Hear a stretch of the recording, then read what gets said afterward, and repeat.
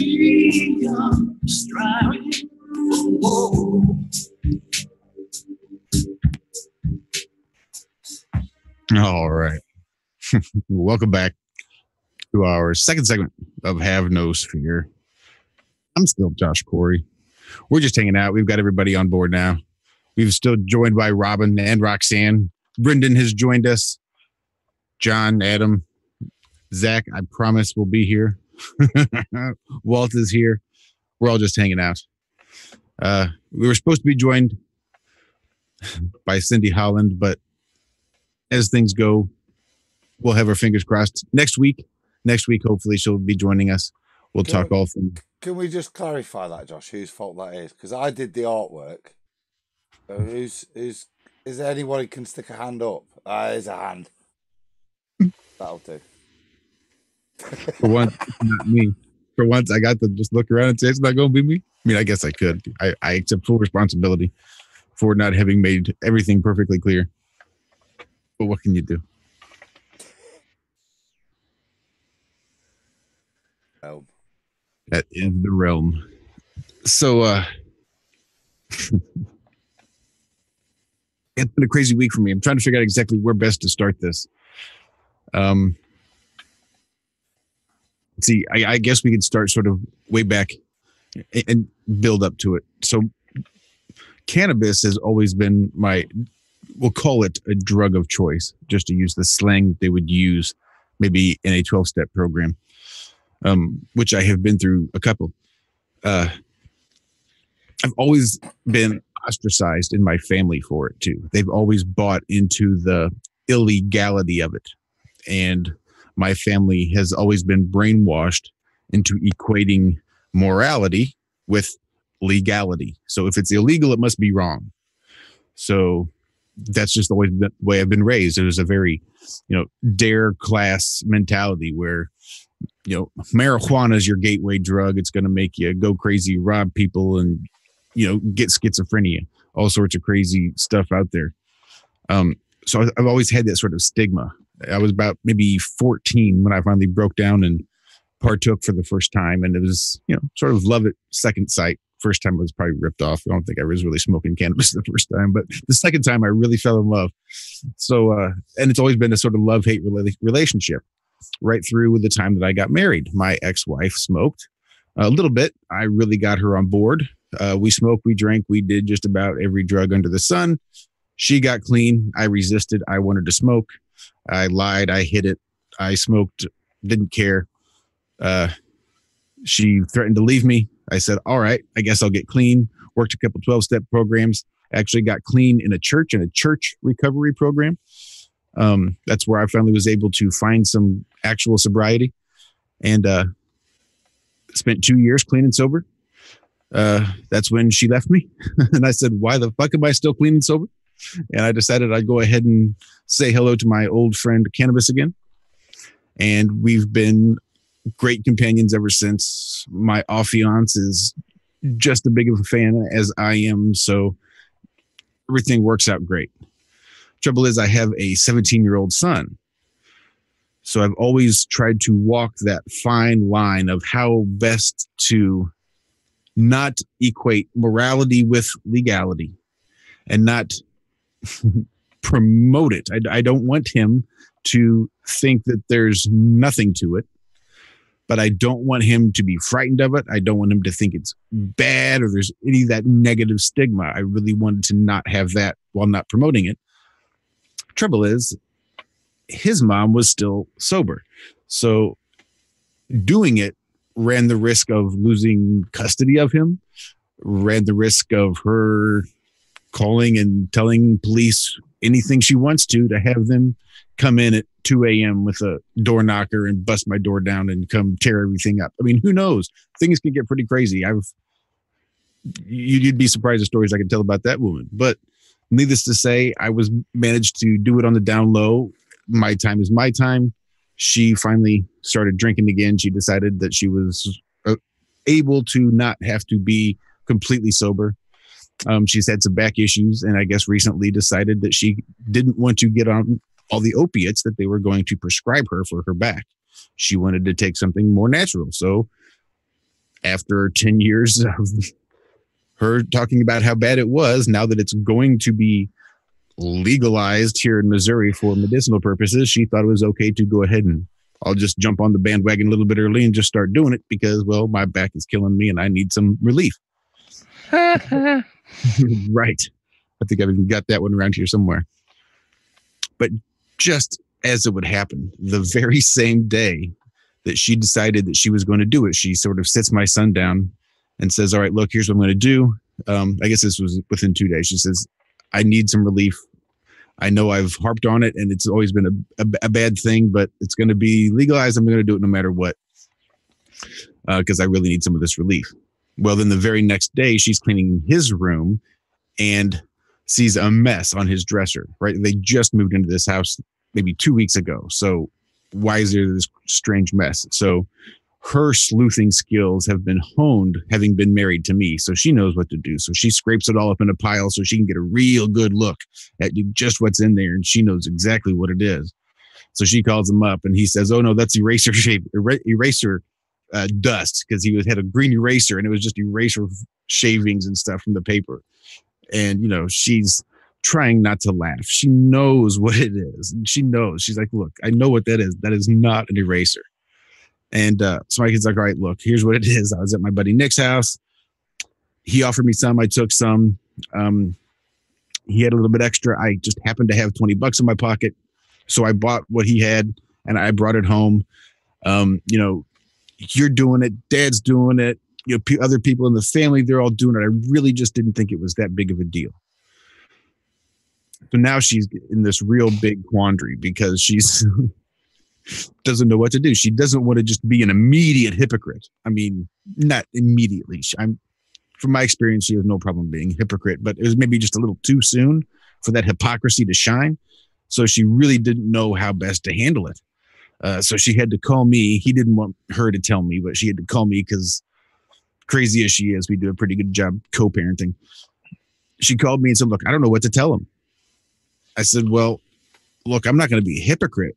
I can't tell him to not because I was doing it before I was his age and I've pretty much been doing it ever since. So how can I tell the kid not to?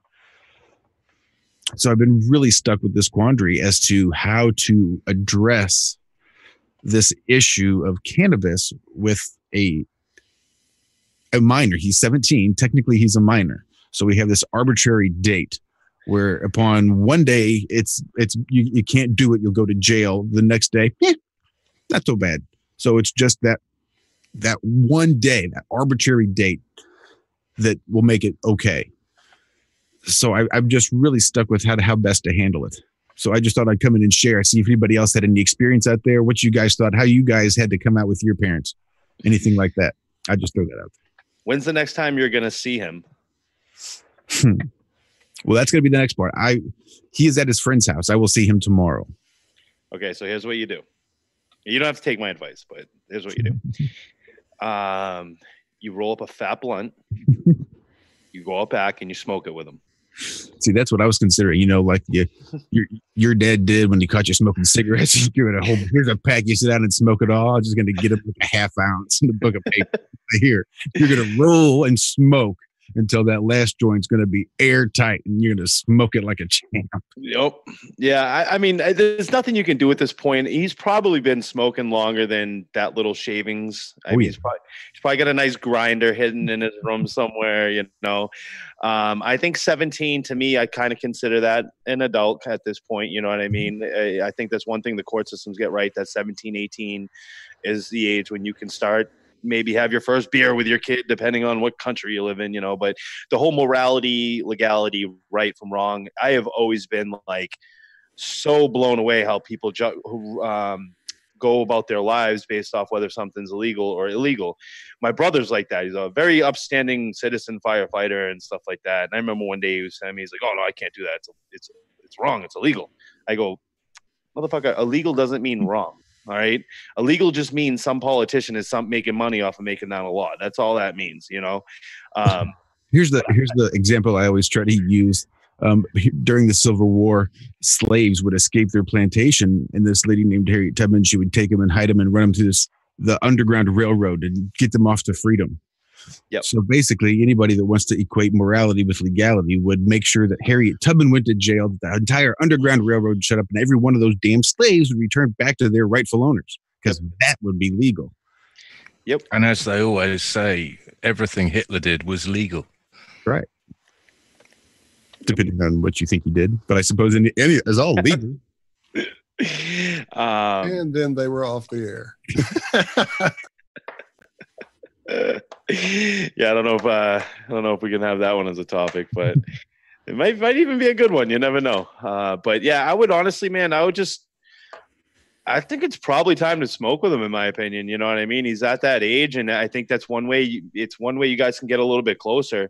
I'm sure people aren't going to agree with me in the thread. I mean, I'm a father. I have a daughter and a son. They're not that old, but I feel like if I catch him when he's 17, I mean, I knew what my mindset was when I was 17.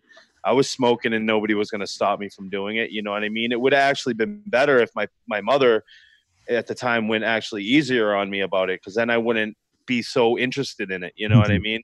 Mm-hmm.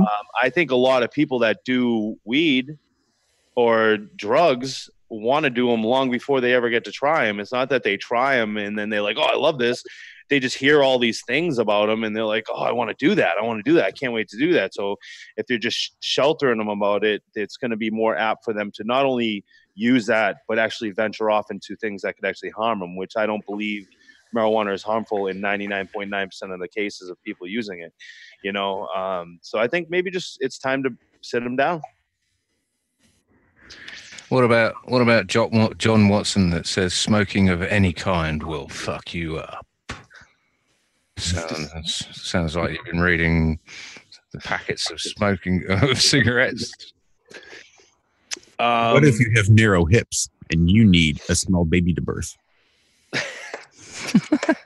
Well, I'd say to John Watson, head on over to my blog and read the post about smoking the propaganda, because I think you've been smoking it way too much.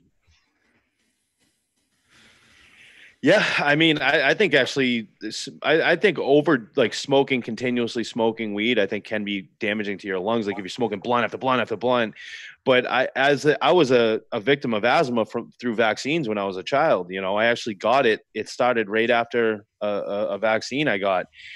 And I remember saying to my mom, I'm like, Mom, do you think this is because of that shot the doctor gave me? And she's like, no. You know what I mean? They know what they're doing, blah, blah, blah, blah. So I ended up having asthma.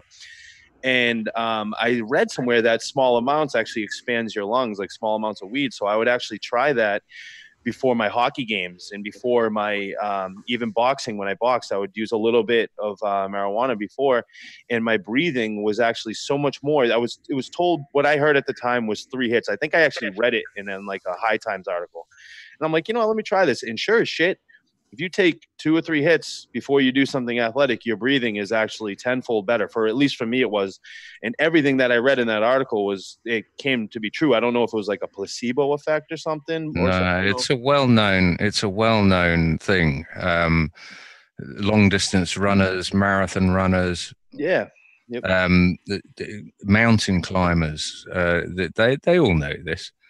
And back in the day, doctors all knew this as well. Tobacco was prescribed for untold ailments. It's people like say smokers cough. Smoking is an expectorant, so therefore, if you smoke, it's going to clear out your lungs, and hence you see people smoking who are coughing. Yep. I mean, it's just one of those things. It's like if you take a lung clearer outer, it's got to come out somewhere, so you got to cough it out. So I reckon anyone who's interested in this should do the research on both tobacco and cannabis, and put the propaganda down. And look at it from the other side of the argument, because there is another side of the argument that is backed up with studies, even United Nations studies, World Health Organization studies, biggest study in the world, trying to demonize tobacco as a cause of heart disease, lung cancer, everything. There was no causative effect found at all. Go look it up. It was called the Monica study by the World Health Organization. I think involved 3.5 million people or something. Longest study ever, biggest study ever, and it showed the exact opposite as to what they wanted to show, which is why probably none of you have ever heard of it. Yeah. Put that in your pipe and smoke it. Savage! Someone in the chat room said, try smoking a bomb with colloidal silver water. Ooh, nice one. Here's the thing. When it was about 2003 or 2004, and I was actually actively boxing, and I was fighting in a big tournament out here called the Golden Gloves. I'm not sure if they have those nationally. They have a nationals for here, but I don't know if they have those across the seas, like the actual Golden Gloves tournaments. And so I got my gym bag. I'm up early. I get my ride comes to pick me up to go to the auditorium. And, you want to get there real early before all the fights because you don't know what order you're going to be fighting in. A lot of people there and stuff. And I put my bong inside of my gym bag. Had my boxing shoes, I had everything, my tape, literally everything in there, and a friggin' bong packed. And I'm in a car with a couple other fighters and stuff. And we're driving there. And I'm young. I'm 21 or 22 at the time.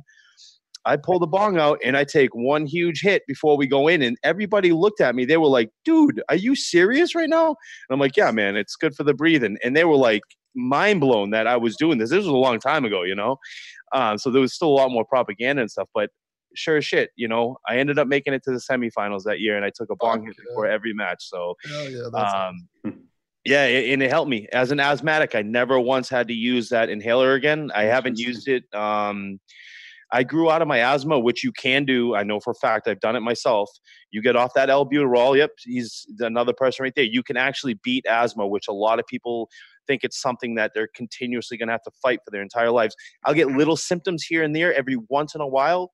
Nothing, a little steam from the shower can't help, or, a little hit of weed.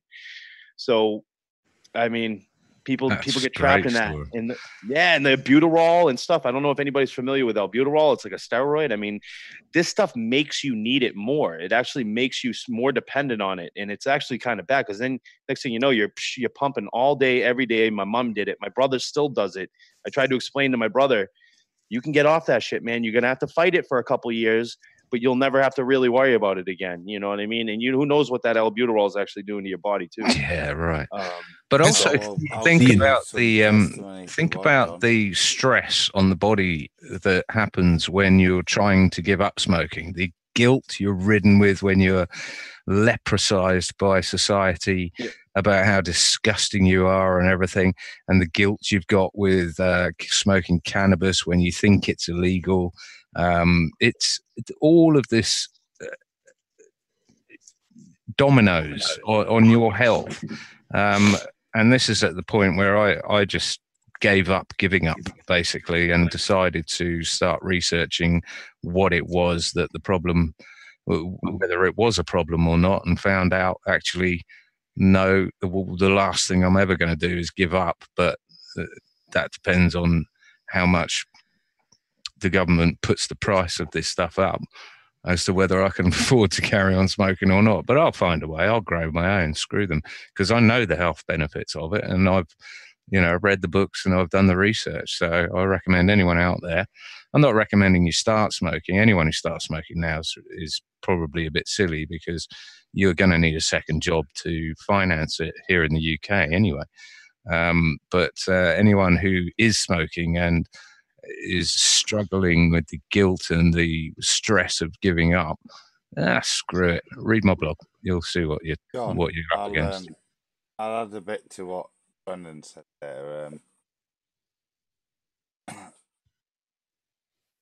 The way in which modern medicine approach what Brendan's describing there, use of corticosteroids, is a stimulation of a very crude understanding of the body's physiology, and in doing so, particularly in the use of the lungs, it creates a reduction in inflammation and tissue healing, which negates the effects of the disease. It doesn't in any way attack the underlying cause of the disease, and that's fine. But as Brendan alludes to, unfortunately, what you're doing there is it's like a kind of tapping in directly when you use an inhaled steroid, but you're kind of tapping into the body's natural rhythms and its natural corticosteroid levels and the natural rhythm that occurs over a 24-hour cycle in the body. Unfortunately, like with most crude pharmaceutical drugs, we have side effects, and when we intake this drug like this, what the net effect is that it has all the other side effects that we see with regards to stimulating other systems that are regulated by the corticosteroid mechanism. These are not necessarily the benefit, the bad side, but as Brendan's saying, when you come off these are probably the things that people feel the real benefits, which is the realignment, the real hemostasis of the body getting itself back to how it should be. Because with all of these drugs, whilst we take them for one particular ailment, you have to comprehend they have knock-on effects in all of the kind of body compartment.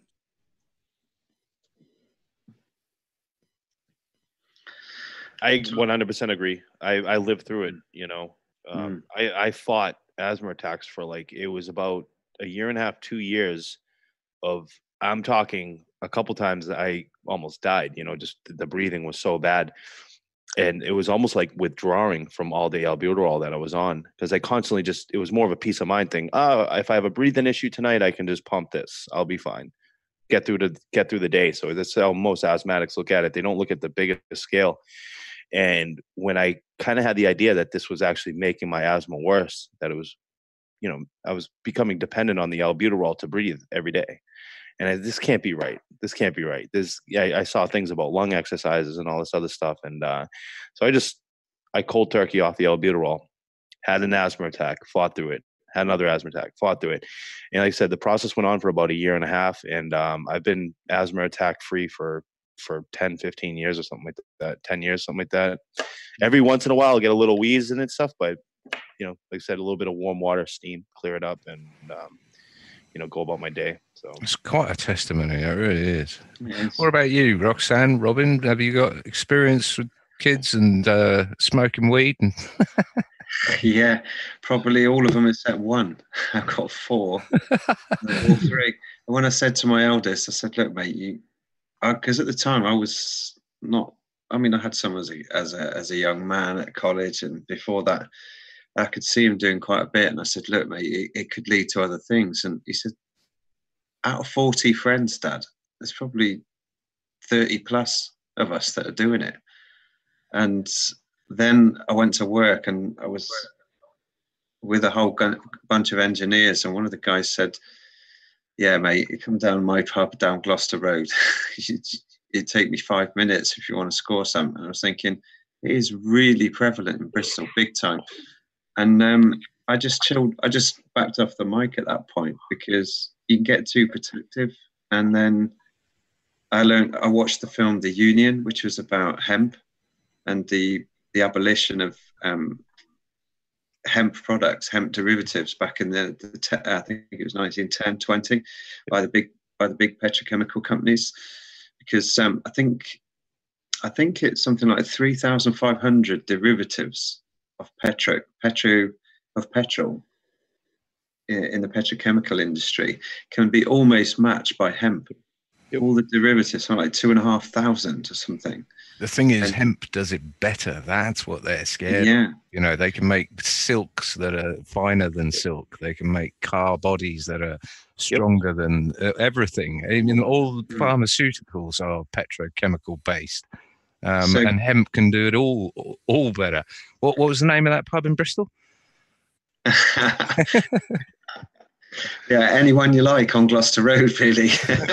Sorry, mate. Didn't mean to interrupt. That's all right. No, so I backed off the mic, and we're talking 20 years ago now. And now, since the kids have all grown up, all but one is still having the odd spliff, and probably quite a few. But I'm chilled about it. You know, I can see how it mellows you out, and too much probably stops your focus if you've got education to do or some kind of, I don't know, something focused to do. But on the whole, it's not doing them any harm. And I've also educated myself on, you know, some of the biggest, I mean, this is obvious to you guys, but the biggest drugs we got are the ones like alcohol. You know, that can cause way more damage. And I'm a lot more balanced about it now. I mean, in moderation, of course, but no, never in moderation. I've caned. Always go for a hero dose. Yeah, I've caned a bottle of red before I came on tonight. But you know, and my dad was in brewing as well, so you know you hold it well, mate. And I've had in the hospitality industry, I did my stripes as a chef and a bar manager and all that sort of stuff. Now I think my kids, you know, pretty well screwed on. Quite a lot of my family, extended family, uncles and aunts, they have a spliff, and no big deal really. It's interesting you say that, Robin, about the children that you've had that sort of grow out of it. I mean, almost every physical friend I've had that we used to smoke as kids and that sort of thing, weed and tobacco, have all self-censored themselves on this front and decided, you know, when they got married and this sort of thing, they all gave up. And I don't know, I must be the the weird one again. Not at all. I think they're good. They're pretty balanced kids. They know when it's a good time to have one, and they don't overdo it. But I was going to say, touching on, I was trying to find it on one of the podcasts I listened to with Richie Allen. He had a guest on that was talking about elevating your bed by 10% degree. I did that last week. On the bed head. Did you listen to something similar? Similar, yeah. It was a guy called Fletcher. I think his name's Alan F. Fletcher. He stems from our part of the world, Southwest. He's down in Paynton. Okay. And yeah, he's done several interviews with, well, namely Clive de Carl, who's brilliant for natural health and remedies and that sort of thing. Also, Southwest England, and Veritas with Mel Fabregas. Okay. And as a result of listening to that, my bed has now been raised for over a week. So I can't report any pros or cons, but I'll let you know. But the thing is, the sort of ailments it was helping with was asthma, was circulation, varicose veins, anything that's to do with circulation. And people were actually, you know, healing, having a stroke would actually sort your circulation out. And I thought that sounds amazing. This guy was doing it for 20 years, recommended his family do it, and they were healing from all sorts of ailments. I've been trying to find it on the Richie Allen show, which is the podcast I was listening to. Even blindness, wasn't it? Blindness, migraines, sinus. This is why I recommended it to you, Adam, for sinus problems and everything. His whole point is, who told you that lying horizontal is normal? Were you involved in those discussions back in the day with Hacksaw about when you lay, you know, vertical and horizontal to the magnetic fields and all that, and how that is affecting your pineal gland and things like that? Were you involved? I'm not sure I was, but I mean, if you're talking getting more yourself than just slightly up out of that field may be amazing. Apparently, it sounds like. Well, I think the point is that normally, you know, being bipedal, we're normally upright, and we have a heart that pumps, that helps with circulation.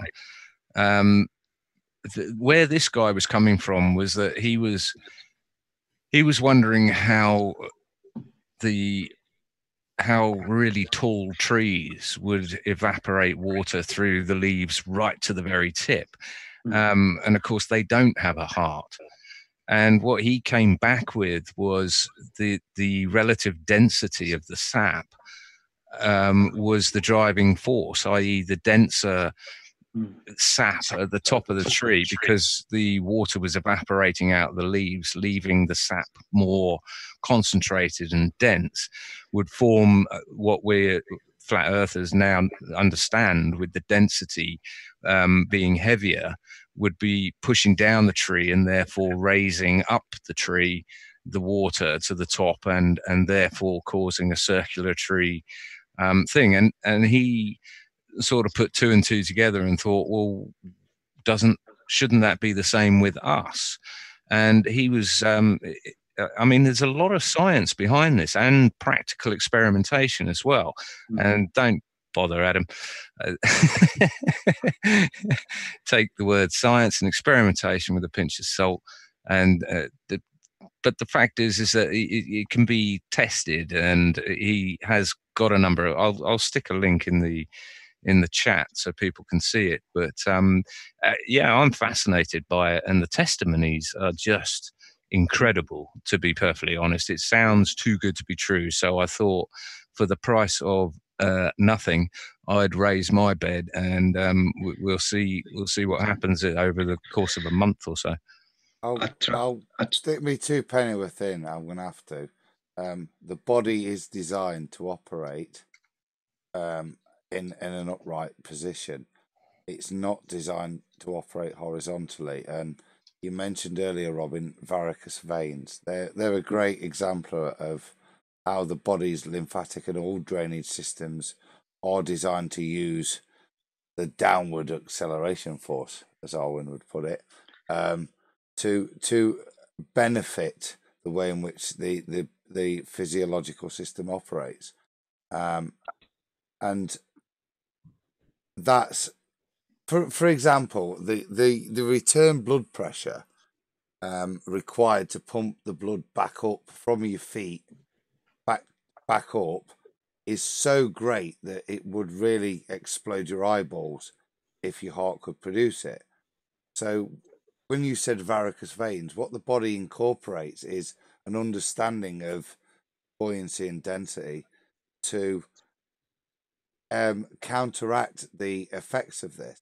So varicose veins are basically one-way valves that are basically sacs that fill up, and when they fill up, they squirt into another valve very similar above it, which is basically a great way of counteracting these systems. And it really does, when you mention those symptoms, kind of exemplify what this guy is talking about, and how it's talking about working in harmony with your body and supporting the way in which it works. So when you go to bed at night, if you do lay down horizontal, you're not using any of the valves that exist in your lower body to benefit circulation. You're solely requiring on blood pressure, which is daft. And by that 6 inch, or is it 6 or 3 inch, John?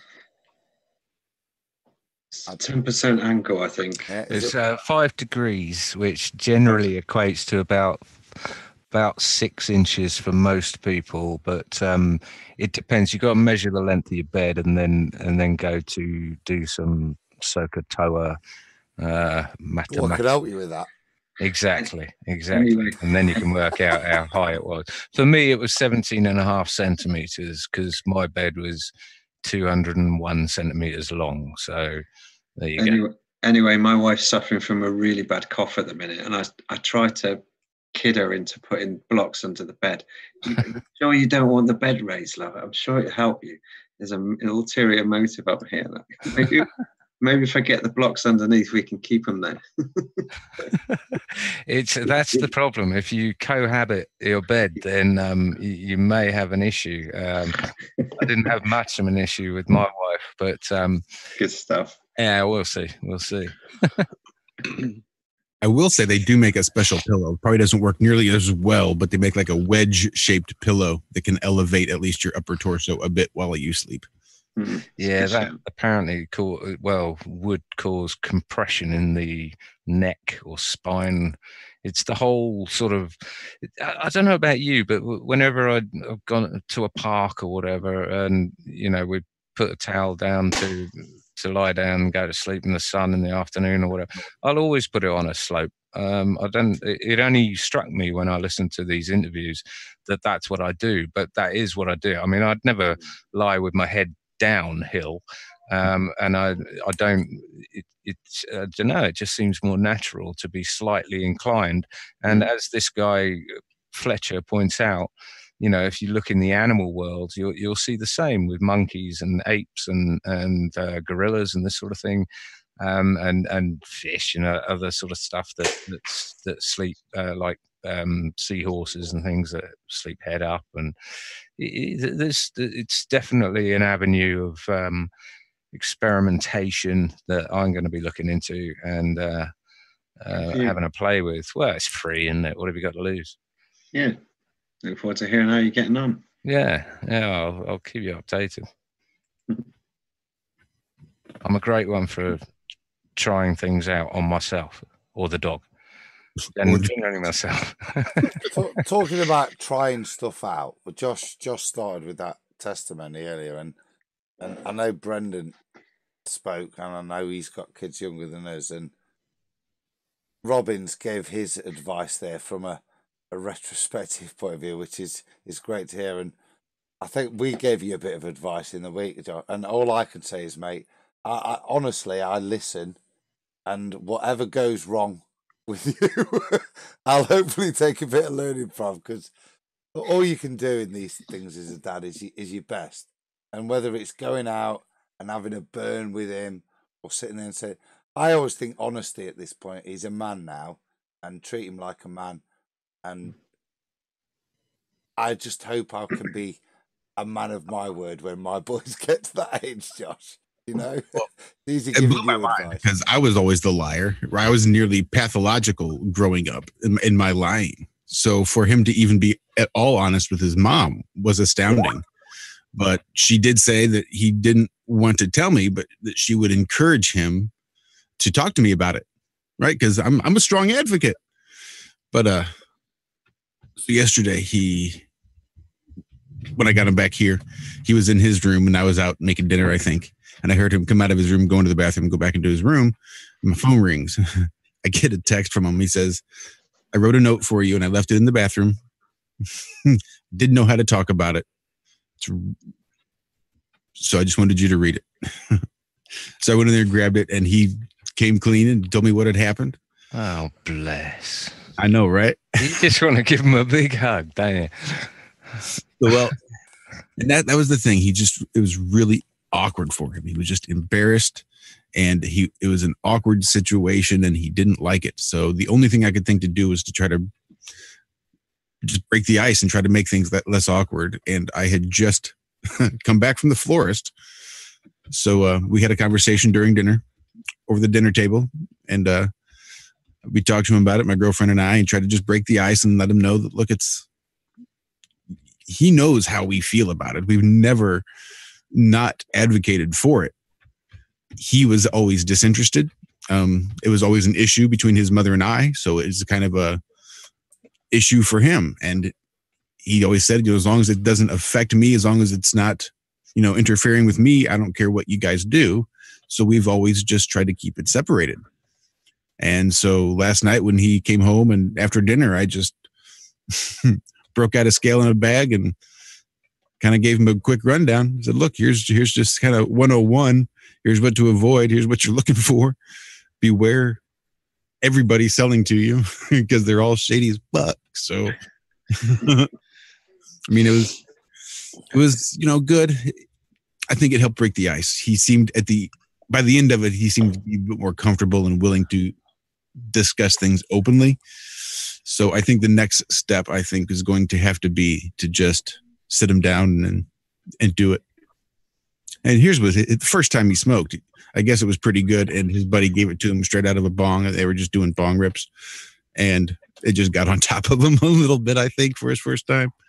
So he was a bit put off. So he was trying to ease his way back in when his mom. I remember, Josh, when we were talking about Amsterdam and that. And one of the trips I had to Amsterdam back, I don't know, it was me and Marie. So it was well before the kids. So 15 plus years ago. And Marie weren't a big smoker, so I'd got up and gone for a coffee downstairs, which was luckily a joint coffee shop. And I'm sat there having a coffee and a smoke and this American guy wanders on, and I'm chatting to him for ages, and then his family comes in. I said, "Well, you know what's going on?" And he basically said, "I'd found out my son's interested in weed, so I've booked a trip to Amsterdam, and we're going to come away and experience it." And that kind of always stuck with me. I never planned to do anything so extravagant, but for me, it's a bit like alcohol. I don't, and it's different in your situation because of the bit with the ex-missus, but I don't, for me, what I want to kind of do is I don't plan to get him pissed at 13, you know what I mean? But when he is interested in alcohol, then I'll let him try some and we'll do that. And when he's interested like your son, or at least he's showing to me he's interested, because as Brendan said, let's not pretend, you know, this ain't discovered this week, you know what I mean? It's that kind of thing. So for me, that's kind of my plan. Like I say, all of this is based in not having to really deal with it yet. So but that always struck me that I met this guy that was taking his kid out because he'd done it, and he thought he's going to experience it. He'll experience it with me. I think that's a great idea. It's safe, isn't it? No drama. It's just safe. Yeah, it's clinical over there, and it's a lovely place. It's a lovely atmosphere, and no plugs for the Flat Earth Conference, of course. But Yeah. but no, I think this sort of attitude is the right way to do it. You need to be teachers rather than authoritarian hammers on their head. This isn't the time to do it. That's the way that you end up spinning them off in the other direction, and who knows where that route will lead them. But yeah, I think all of this makes sense.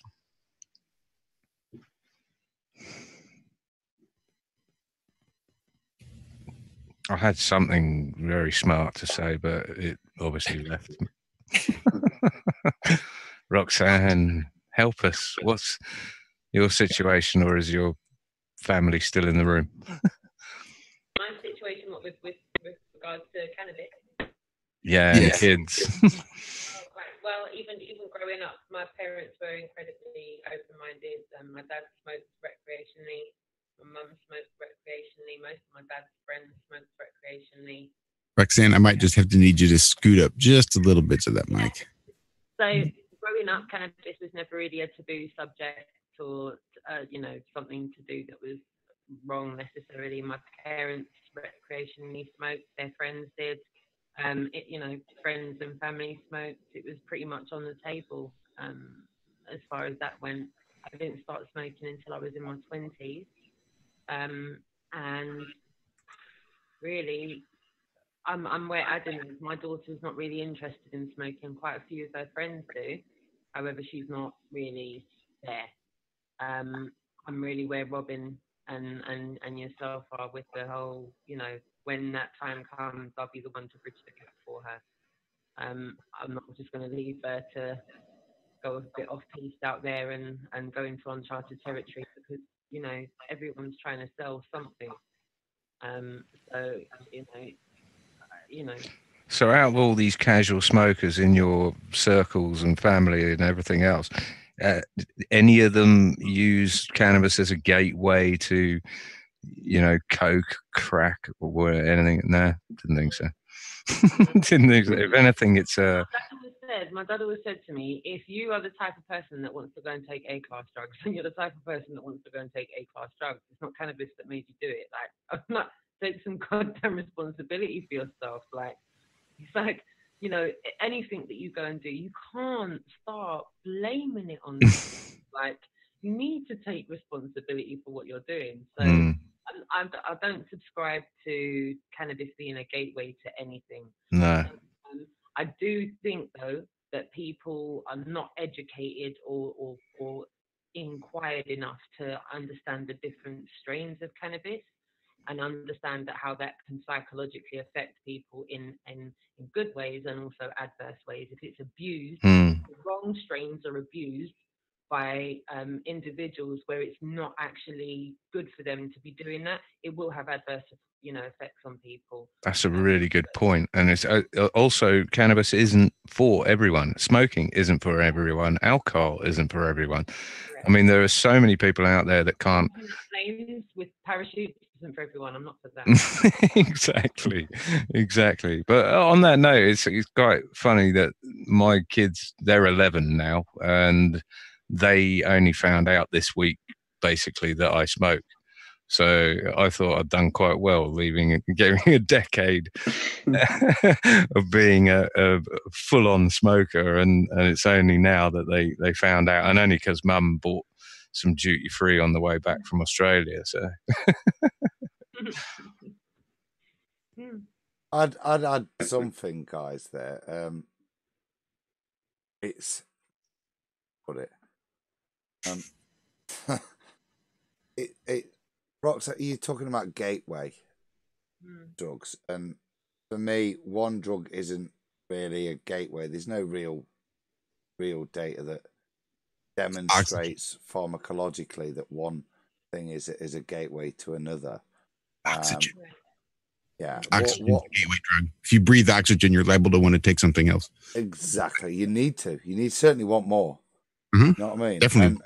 Yeah. So you can use that kind of analogy, which is just bullshit, which is useful. It's because the reality is that the gateway to any drug, and people use drugs, fine. We all use drugs. We talk about alcohol, and it's legal, and tobacco, but people use drugs. The reason people misuse drugs is because there's a gap in their life, and sadly, if we're getting super spiritual, I suppose we could all not have any form of intoxicant because we're so fulfilled. But actually, most people are able to kind of function with intoxicants and function without the necessary dependent of doing it consistently or doing it in unsafe situations. And for me, look at Robin. Well, so for me, the gateway is unfulfillment in society. And if we talk about introducing drugs, society is the place that introduces addiction to us.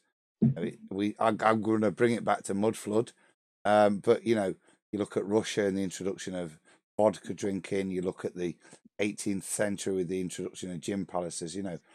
Spirits. I don't know what you're talking about. Spirits. Yeah, addiction to intoxicants to quell human desire and passion is something that whoever they are introduced in the most recent reset. This was quite a fundamental thing when you look across the historical societies, and I briefly mentioned Russia there. The introduction of the drinking of vodka into the Russian Orthodox service, one of the things is great documentation with regards to the objection.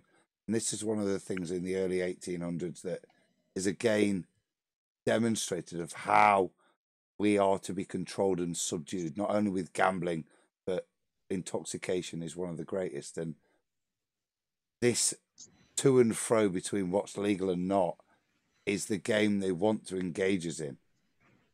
I think you're right. The game of why and how we should sensibly use substances that are naturally there. I think it's part of humanity to crave to alter our reality, alter our consciousness. I mean, anyone who can come up with the idea of feeding Amanita muscaria, I can't pronounce it, muscaria mushrooms, those red top, white speckled mushrooms that you always see in Disney, to a reindeer, and then drink its piss to get as high as you can, and this is what they do up north, so I'm told. I mean, it's just there's no bounds to it. You could literally lock us in a padded cell, and we'd find something to get high on. That's just what we like to do. It just depends on the level of of where we take it. And you know, sometimes you need a hero dose. Sometimes it's not. It's not applicable. Or can you remember in the film The Union, where in Canada it's legalized, and they had this guy who had a disused railway truck, and it was a proper carriage. It wasn't just a short truck; it was like a full-on carriage, and he had a grow from end to end. It was hilarious. And they talked about the various grows right across Canada, and you know, massive grows out there. And I thought, well, yeah, if you decriminalise it, people grow their own and they go large. Over here, I mean, you might know. I mean, if you've got 2 plants, then you've got a, what is it they call it? A farm. Yeah. But you cultivate a cannabis farm, and your whole house is SWAT teamed, and yeah, it's great. It's actually a landlord's nightmare, because they go, you know, I can deal with squatters, maybe the odd this, but it's the cannabis grow, because they go under the radar for a long time, and then they've managed to spur the electric off, and they've got hot heat lamps. Have you, Robin? They're good. They pay the rent though. They're good tenants. You've got to give them that. They keep very quiet, but I love the thought of the reconnaissance and the helicopters, because they've got the heat cameras, haven't they? The FLIR cameras, yeah. And well, they provide roofs them. That are glowing. They provide them to the what's it? The neighborhood watch around here. They give the police give them heat sensitive cameras, and they go around and under the guise that you know, you're losing insulation out of your roof and your windows are leaking and stuff. Then they'll go back and tell the police, and they'll get a £200 little kickback for anyone if they spot that, you know, that their roof is on fire through these cameras. Didn't know that one. Oh. Must be pretty obvious from a helicopter though, looking down. There's a hot roof. LED. Hilarious, isn't it? Well, it has been pretty surreal. This whole thing, living my entire life with this stigma of the black sheep taking all the marijuanas and fucking up his whole life. And now in this day and age where my ex-wife is now partaking again, my mom is trying to see just how many ailments she has on the list so that when she moves to Missouri, she can get her medicinal card. Seriously, this whole thing where I just saw they're proposing already the recreational use here in the state. So it's just a matter of time, and it's very, very surreal. But it's also heartwarming, just the idea that all these people are going to have access to genuine healthcare. When you say healthcare should be free, this is what the fuck I'm talking about. Healthcare should be free. You should be able to grow your own motherfucking healthcare right in your backyard. Unregulated. Absolutely. Right. Well, of course, the next Satan is Kratom, isn't it? Whoa. Sorry, what, me? And I'll tell you, someone else we haven't heard anything from tonight is Zach. Come on, Zach. Well, there's one other person we haven't heard anything from in regards to the medicinal use of cannabis. I know that there's a lot of uses, and I did happen to dig this one up. If you guys want to check this out, this is pretty good. While you rig it.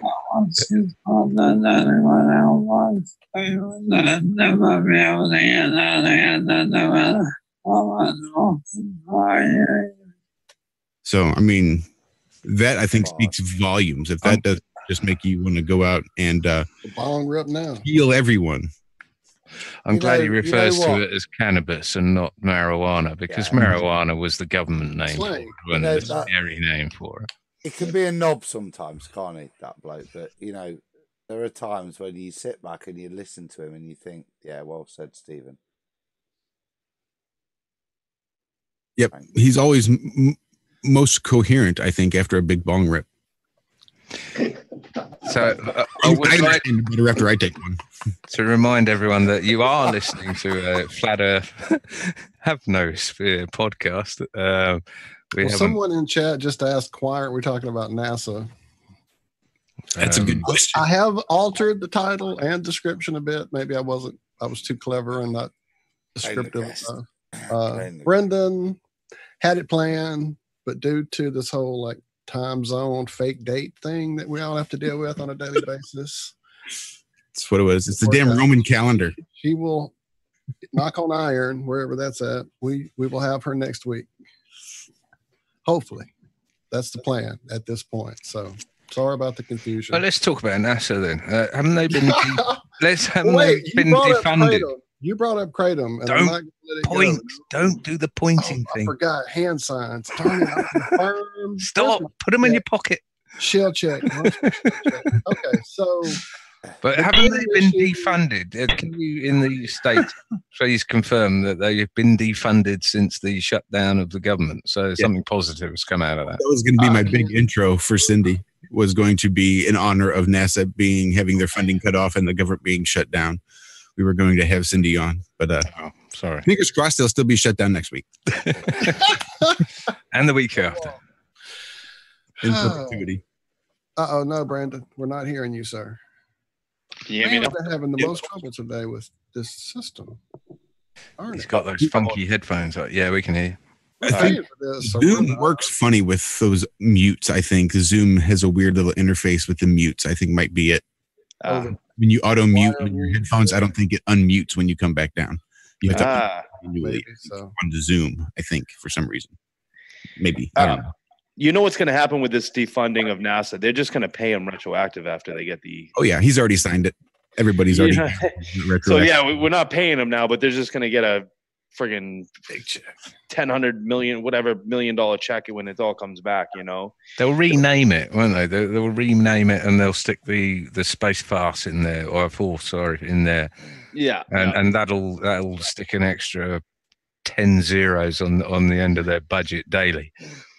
Yeah, they'll just send another satellite up on a balloon and, charge everybody a bunch of money to make up for it if they lose it. So they know what they're doing over there. They're professional thieves. It seems they've sort of, like most things in America, they've outsourced it to China. And now China's going to have a space station in space in the next, I don't know, 3 months, knowing them. I mean, they seem to have done everything in the last sort of month and a half. They've just knocked up, they landed on the other side of the moon. They're going to Mars next year. And they've got a space station planned for, I'm pretty sure it's next year. But yeah, it seems to me it's gone the way of most industry in America has been outsourced to Canada. I think a lot of these space agencies. Canada? Sorry. I think a lot of these space agencies are just, it's like you take India has one, for instance, and they have found so many Indian satellites crash in the ocean. Like they don't even know how to fake them going up. You know what I mean? And, I think that the Chinese and a lot of these other, Freemasonic space agencies, I mean, they all share the same vector logo, and people go, how could they all be in on it? It's like, well, I don't know. They all share the same symbolism. They're all in the same secret societies. And I think it's pretty easy that they could all be in on it. But I think they just feel like they're missing out on a lot of money, the Chinese. So now they're turning it up, and, they're growing potatoes on the dark side of the moon.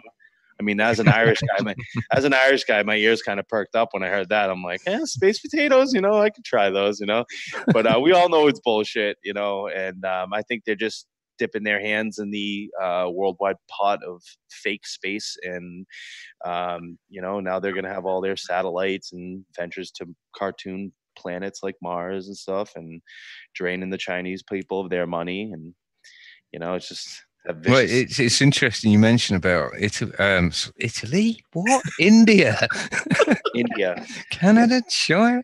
Right, I've got to smoke some more weed. I gave up tonight. Sorry.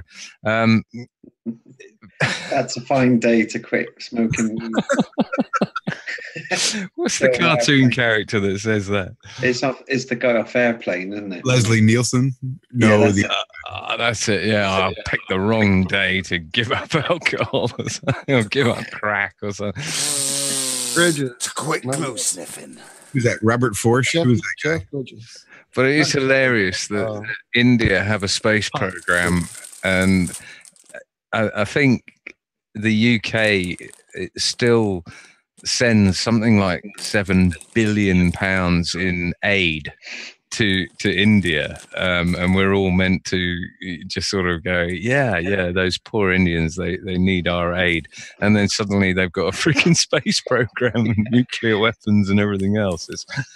I don't know if you follow business and social media in business, but there's this guy called Gary V, and he's an amazing media company, fantastic, prolific social media guru, and he's on a trajectory to be the largest media company for business in the world. And I'm thinking, you've got a long way to go, mate, before you beat the Chinese media company.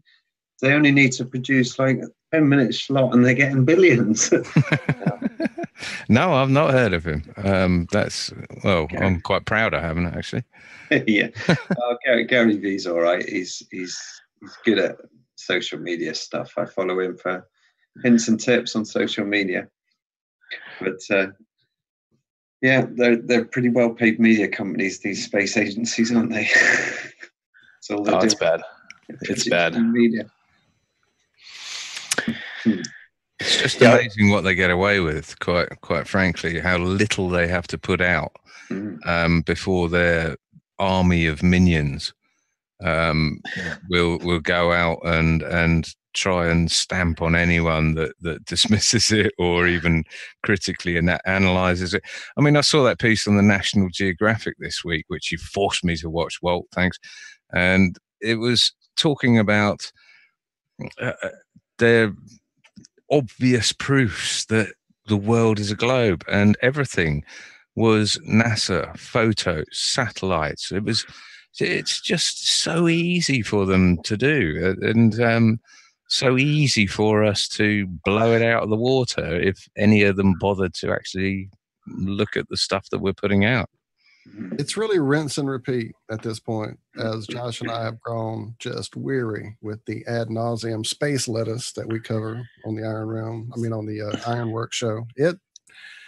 It's almost like they have a fill in the blank template like Mad Libs, which I don't know if you guys have that across the pond, but it's really ridiculous at this point. How many times? It's a script, isn't it? It's just again and again. It's just, we have photos we've known for 2,000 years. Aristophanes came up with this. Ships sail over the horizon. Everything that we tackled, 120 years ago was tackled in books, in print, is still being dragged up 120 years later and taught to our kids in schools. It's absolute freaking madness. John, but yeah, like you say, rinse and repeat. We had exactly that, for courtesy of West Coast Wisdom, didn't we? She sent us a load of space lettuce, but the best was the full space lettuce. The Chinese are growing lettuce on the other side of the moon, and cotton. Were. Oh, they stopped. It died. Oh God! Yeah, it was sprouts. It was the topping sprouts. Yeah, they were growing sprouts, but apparently the environment got too harsh. Apparently, their biosphere fucking sucks. I told them they should have grown cannabis. I mean, where does that plant not grow? Right, my yard. Zach. Yeah, but in your attic it does. Loft, whatever you call it over there. Basement.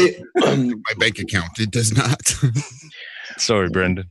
One thing I wanted to touch on, but by Mike, I was trying to jump in on the marijuana thing, was cannabis thing, was that where I've been, it's been legal for a long time now, and you see really fast how quickly people just forget about how it used to be. You know, luckily for me, great flat earther and one of my best friends from, when I was in grade school, known this kid for a long time. We had a big separation in the middle because he moved to Florida or whatever, but he's back up here. He has a whole grow operation in his basement. And I'm talking like some of the best cannabis. I mean, this bud is so amazing, and the next batch is about to get cured and stuff. But it's just amazing when you actually legalize it, and everybody just kind of forgets about the war on it and all the arrests and all the jail time and all the lives that were ruined. And nobody has a problem with it once it's legalized. Like, I still have a problem with what they did. you know. But it's quick, you know, when you're in an area that's been legal for a long time, such as Massachusetts. I mean, even when they announced that they were going to decriminalize it, they stopped caring about it. Just after the announcement, even when it was still illegal at that time, but the cops actually stopped caring about it at that time. And yeah, just nobody even thinks about it anymore. It's just a way. It's just weed. It's no different than going to buy a beer now. You know what I mean? You go into Boston. I can only say that's the effect of cannabis, is that you just let bygones be bygones. I know, right? Everything that happened in the past. Yeah, okay, you jailed my family for 90% of their life. Whatever, you ripped me off, and fuck it, let's have a blunt.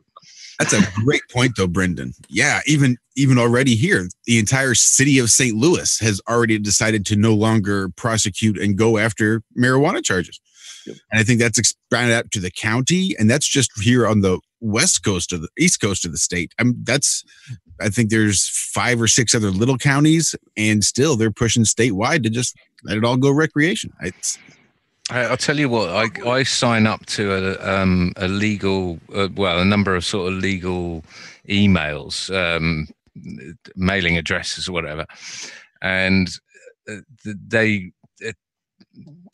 came out this week with a whole e-magazine or whatever it was they put out, email, about how lawyers in the UK, solicitors and barristers and everything, are positioning themselves and gearing up for the cannabis market because it's worth $7 billion a year or whatever it is, and how it's just completely normalized now, and it not just normalized, it's being monopolized by big money, big lawyers, big firms. I mean, these are the magic circle firms in London and stuff, getting in on this trick.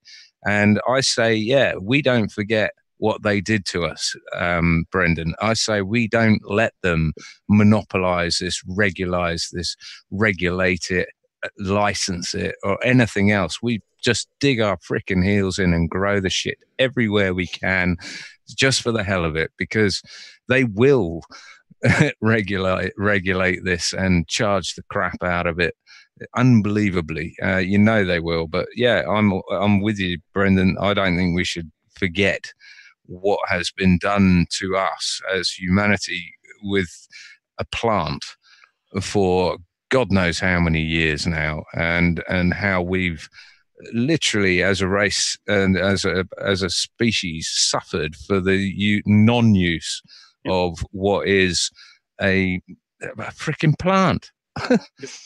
Well, this is going to sound like a joke at first, but in all reality, there is a bill actually numbered HR 420. Yeah. That is set aside right now for a dramatic change in our federal cannabis laws here in the U.S. Yep. So, Earl Blumenauer from Oregon titled it the Regulated Marijuana-like Alcohol Act. If it passes, it's going to remove cannabis from the Federal Controlled Substances Act. So, but these are the things we can't let people forget. It all comes down to the science thing. Like, we've been told it was bad for so long, but the reality is, like, all its benefits were hidden from us. And I think one of you guys had said it before, like, you can actually make like an entire automobile right down to the frame out of the stuff. You know what I mean? And, all these companies like Marlboro, like the cigarette company, they're getting their hands in the marijuana industry here in the United States. That's the last thing I want, but you look back at the years of science. I mean, remember we were told that, sugar was really good for us. Doctors used cocaine at one point, was the #1 medicinal ingredient in the United States. Professional baseball teams use cocaine to run faster and be awake and, all that stuff. So science has lied to us, and people have been hurt because of their lies. And science has also not just lied, but science has just been blatantly wrong. And that's a part of science, obviously. But I like I said, I know it's probably a good thing to just say, hey, you know what, let them, let's just move on from it. But I'm like, I still look at cops and I'm like, fuck you guys, seriously. You know what I mean? You ever put handcuffs on somebody for marijuana, you're the criminal. It states, I think it's in the Declaration of Independence. It's something that's always stuck by me, maybe got me in trouble a few times by living by these words, but it says, I believe in, I'm paraphrasing that if something is like morally unjust, or if a law is wrong, basically is what it's saying, that you not only are you allowed to legally break that law, but you're morally obligated to do that. You know what I mean? So if you're a marijuana smoker and you're in an area or you're in a state in the United States, from just using an example, where it's illegal, and that it's not harming you, it's not harming anybody else, and you're benefiting from it either medically or just, recreationally, it's your moral obligation to smoke weed, according to the Declaration of Independence. I believe that's what it's in, is the Declaration. So I mean, there's a lot of things that were written up a long time ago that kind of show that how off course the governments have gotten, and how much of a tie down that they have on industries and stuff. And, you go right back down to the 1939 Cancer Act. Most people don't even know what the hell that is, but we got all this money going to these, pink ribbon, whatever, this breast cancer foundations. Oh, find the cure. Is that not a crime that they're accepting money to a cause that is illegal to fix? You know what I mean? So like, where do we draw the line here? Where do we step up and say, we want this money back, or we want the information on marijuana. We want everything, all the patents, everything you've kept from us. I don't want to let it go. I don't want, in Massachusetts, you're allowed to have 12 plants per 18-year-old adult, I believe, in your house is what it is, up to 2 or 3 adults. So you can have a fair amount. Wow. But fuck that. I want 100 plants if I want 100 plants. I want an entire field of that shit if I want an entire field of that stuff. No, I don't want to be told. I don't want to be told how many plants I can have. I don't want to be told how many per household. You get out of my business. It's time to step up. And I think because people like the pot users, marijuana, cannabis users in, for instance, Mass, they're like, oh, it's cool, we're allowed to have 12 plants. And I'm over here going, man, 12, like they should not even have a number at all in that. They're like, just be happy it's legalized. And I'm like, no. It's like saying you can only have 12 apple trees. Or something in your garden. It's like, screw you. If I want apple trees, I will plant a freaking apple tree. Yep. But you raised a really good point there, with the your obligation to do what is not unlawful or harmful to other people. That also brings up the subject of jury nullification. And the lack of education on the jury front, when jury members should be told, and people have been arrested and taken away for trying to inform jury members of their right that they can nullify any law, any charge that they think is not. There's no victim, there's no hurt, there's no, it's entirely up to the jury, not the judge, but the jury to be able, and they can nullify anything if they agree. Yep. Yeah. Right down to even like speed limit tickets. Like if it's late night, you can actually appeal to the judge and say, listen, it was midnight on a straight road. I was going 10 miles over the speed limit. Nobody's on the road. Yeah. So it's little things like that. And I'm a big fan of no authority. I think that communities and people can police themselves, and I hate that. I'm more like, I don't like to use the word anarchy because most people don't actually know what anarchy means. They think of like, it's weaponized. Yeah, burning shit down and stuff. But reality, it's like growing your own food and shit. But the word has been weaponized, isn't it? It's not. Yeah. It's not. No rules. It's no rulers. Yep. We're not into no rules. There are plenty of rules that society will bring up, but they don't need rulers. And I think an absolute petri dish example of what you're on about is the decriminalization of all drugs in Portugal over a decade ago. Yep. That you can now go and look up and see, has Portugal disappeared into the Atlantic? Has it turned into Mad Max hell on earth? or has it actually reduced its crime rate, its drug rate? Everything has come down since they legalized everything. Sorry, mate. I prefer the word voluntarism. It's just, you know, we're all looking after ourselves, really. That's a similar concept. No, I love that word, because I don't volunteer for anything I don't want to, and I hate being volunteered to do things that I don't want to. But yeah, voluntarism is probably a less weaponized word than anarchy, because anarchy's just been, I mean, it's ridiculous now. You can't talk to anyone about it. It's almost as weaponized as flat Earth. But how else do you describe it? Have you heard of Lieberland? Lieberland is it's a parcel of land, and I forget which European country it sits in, but the guys who've set it aside have got permission from that country to have a pretty large plot, and essentially they're creating their own country, their own legislation, their own, I say legislation, constitution, their own currency, and they're just going to get on with life without a government. Trouble is, Robin, I've heard this so many times, been involved in the law movement since, you know, probably turn of the millennium. I'm not dissing it. I'm just saying that I've heard so many other people saying that this is going to happen, and it invariably doesn't. But I'll certainly look into Lieberland, because Croatia and Serbia is in between. Yeah, keep an eye out for it, because it's been going for 2 or 3 years now. Wow. And Robin, you had brought up too that other gentleman when we did the interview. I forget his name. Jeff Berwick. Yes. Yeah, I started looking into some of his stuff. I mean, really good stuff. And he's awesome, yeah. Yeah, and I remember we were discussing how, I think it was you that was talking about like the communities of 5,000 people or something like that. He had it all like mapped out and stuff, how we could do it and stuff. And that's just the information that they're going to keep hiding from us or preventing. If you ever see a country going in that direction, I mean, you look at what happened with Gaddafi and stuff like that. You know, America's going to give them a taste of freedom, you know, the second that they try and pull off of the petrodollar. Or something like that. So, those freedom bombs. But what's the essential? What's the, I don't know, the ideology behind Lieberland? Then is it? It's a voluntarist community, so it really is people power. How does that work? Say you don't volunteer to do anything. Well, it's self-organizing systems, aren't they? Because you have to contribute in some way. You've got to bring some value to the community in some way.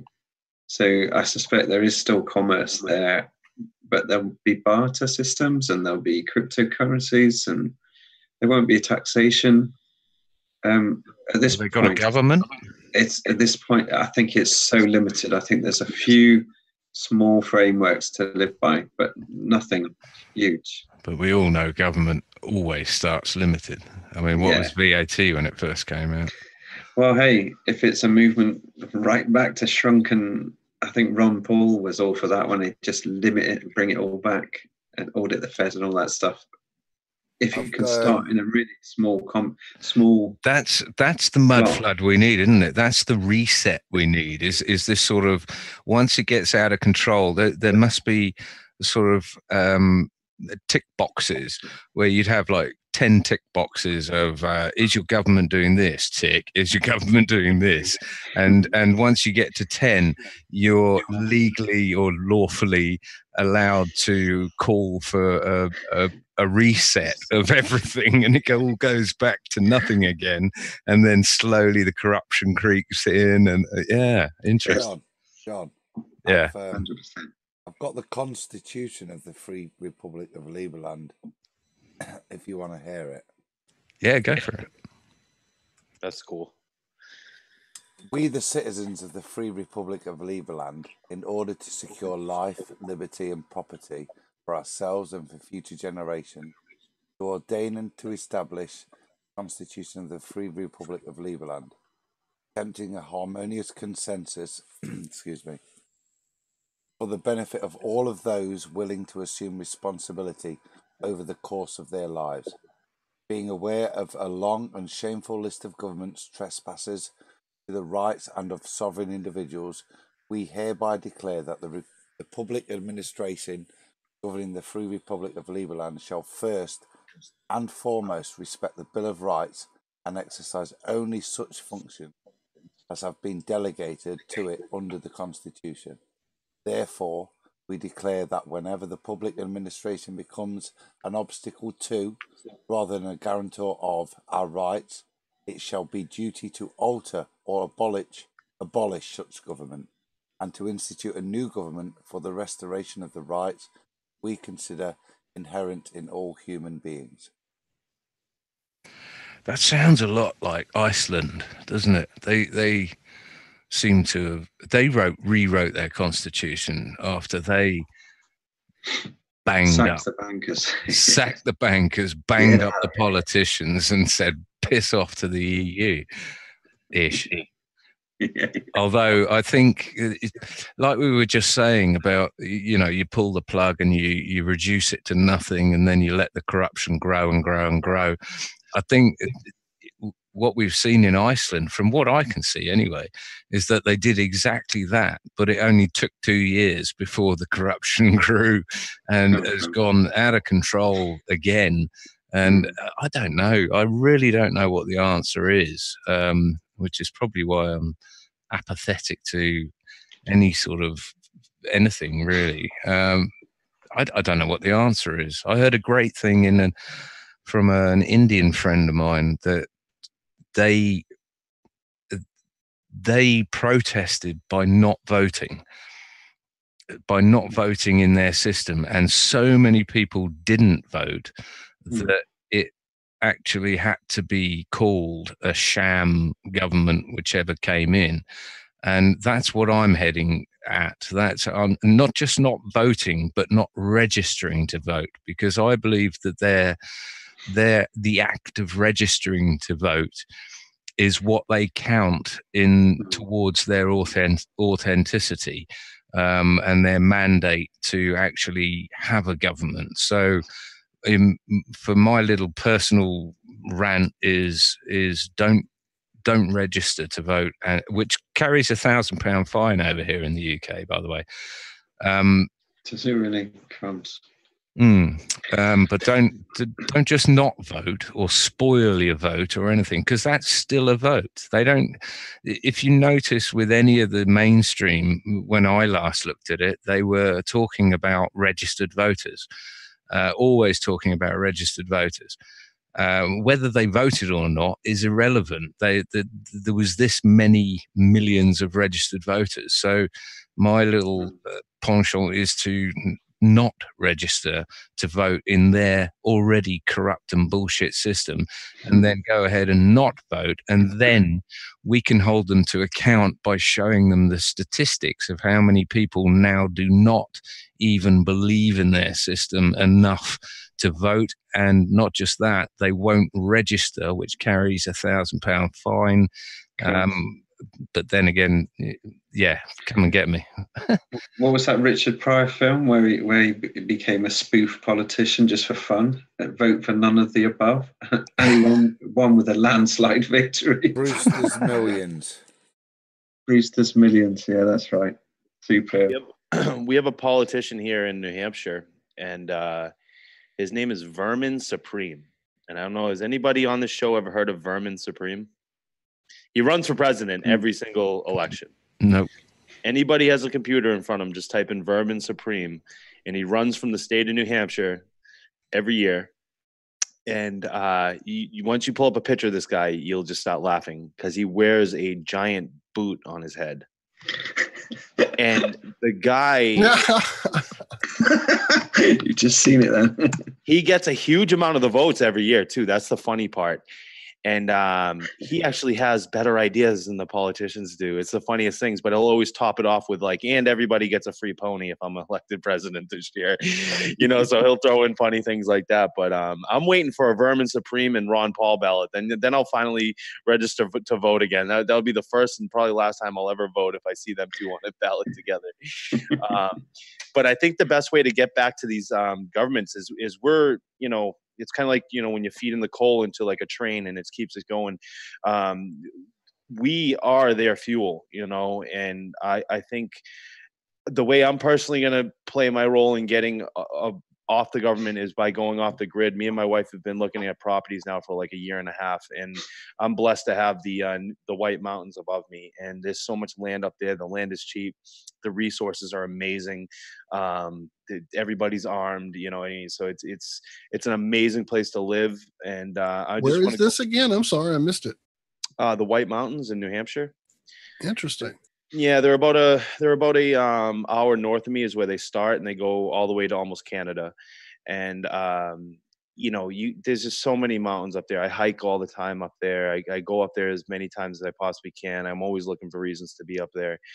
And I'm gonna move up there. I'm gonna purchase a few small homes. I don't know if you know those little log cabins. I'm gonna buy the land. I'm gonna build the well, to have well water drilled out, everything solar powered. And I'm just going to get off the grid. I'm going to stop being my piece of coal to the fire, and, that's just the only way. I think that if we all kind of went to that, grow our own food, be our own self-sufficient human being. I know there's a way to do it in communities, like Robin was talking about when he did the interview. He had some really good insight on a gentleman that talks about that, having X amount of people in communities and stuff. But I also believe that if you keep it small and simple, you can also do that whole community thing by yourself. And I have an ex-Marine buddy of mine, not ex-Marine. I don't think there's really such a thing. They're kind of Marines forever, but a retired. I think that's how you refer to them, as a former Marine. Former Marine. He served 2 tours in Iraq, bunch of medals. He's got his service dog now and everything like that. He got hit hard he got hit pretty hard over there, but he's also purchasing land up there the same, within this year. And I'm shooting for December of next year, and he's shooting for like October, and we're looking in the same town. So our 2 communities are going to be very close to each other. We may even purchase the land together and split it or something.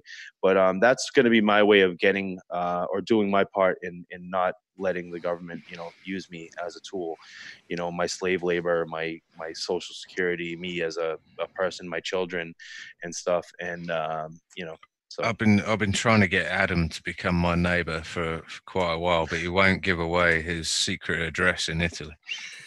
Oh, but I know where you're coming from. It's the same thing, Brendan. It's not doomsday prepping. It's kind of prepping for the hope of a better life outside of their system, and that's what I've done in Italy, and that's all I long for. I've just got to appease my wife and get my kids through the state indoctrination system. And once they've done that, I'm able to engage in what matters, and that's the reality. It's not doomsday prepping, man. It is literally figuring a way as an individual out of this shithole. You're kind of killing 2 birds with 1 stone, though. You know what I mean? Because if something bad does happen, you're already ready to go. I'm going to tell you about my cousin. He lives in Portugal with his wife, and his children are now left home. But he runs a yoga retreat right in the countryside, a beautiful location. Wow! And he now charges good money because his wife is a brilliant yoga teacher. They cook organic food, all grown on site.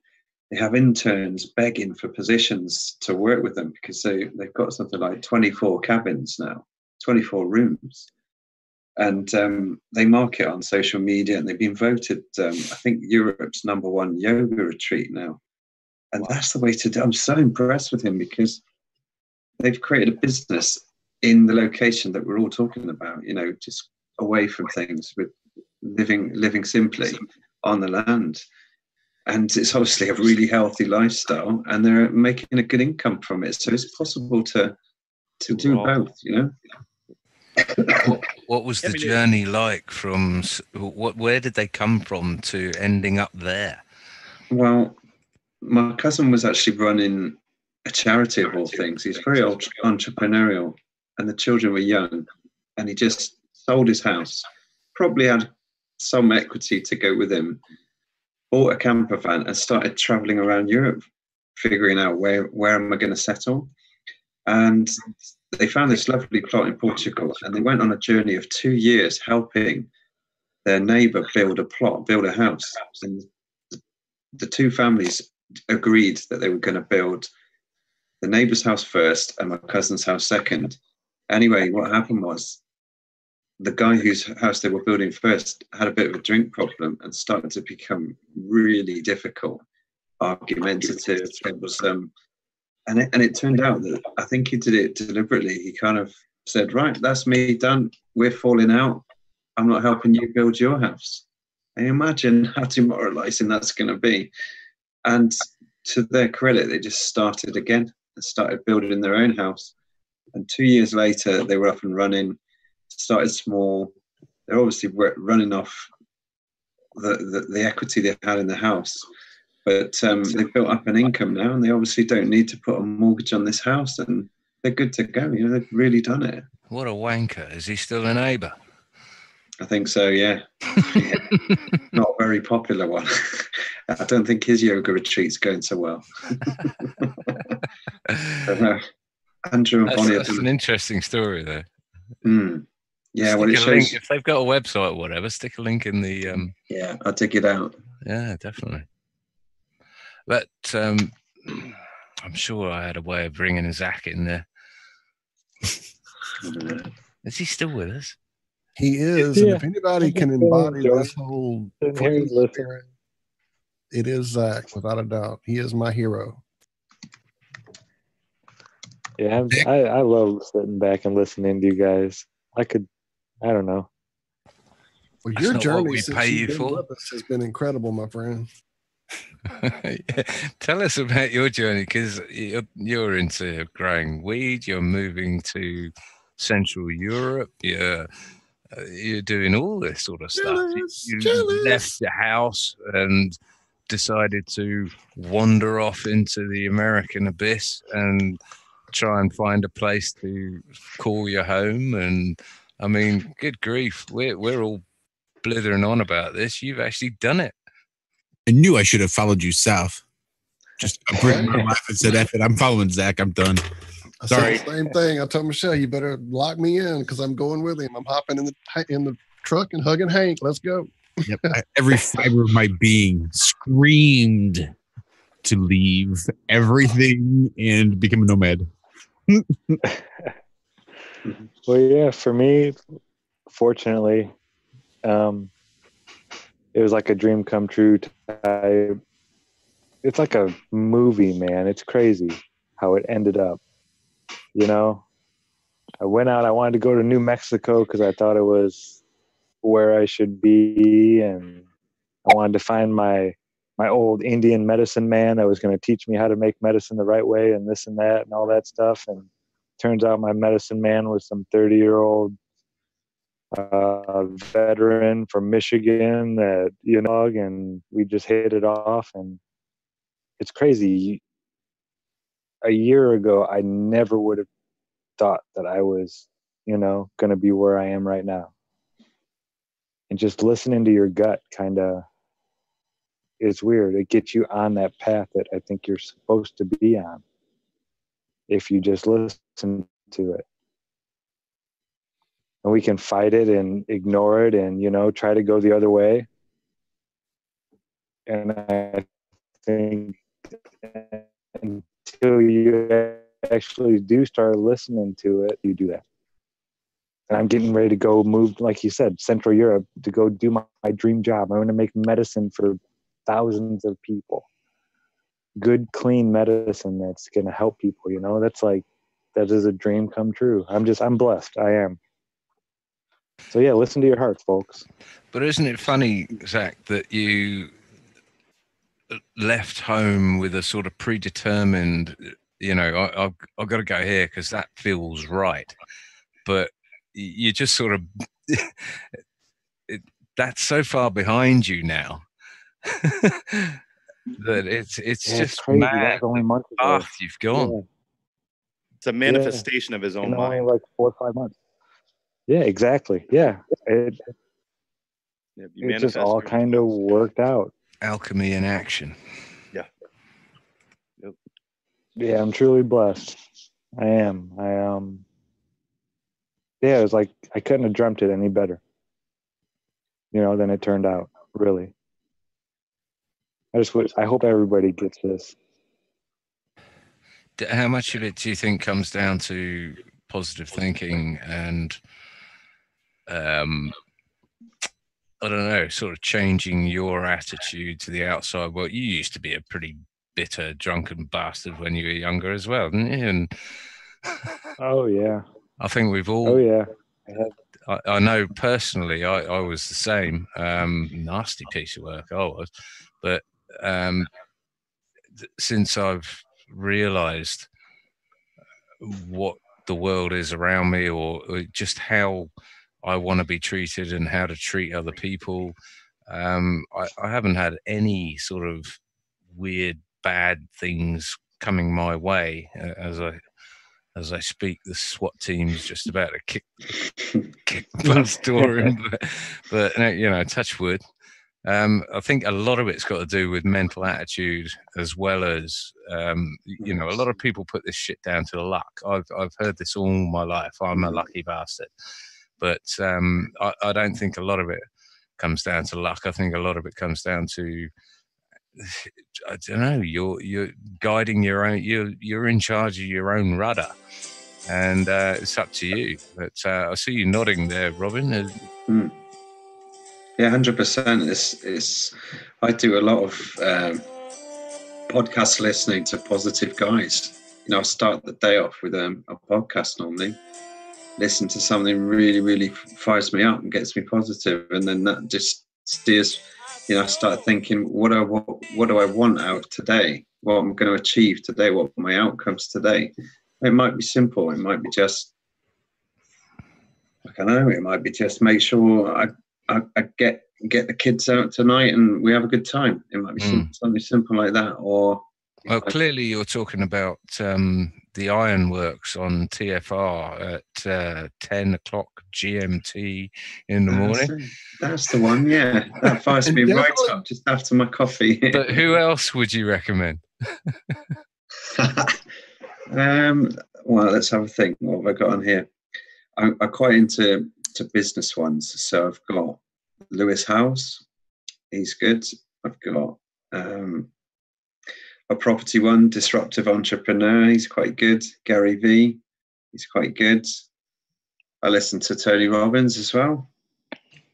They're just positive mindset ones. Brendan Bouchard. I mean, these are like business gurus, I guess. But it's what you're into, isn't it? But it's what you get from them. It's positivity and it's not negativity.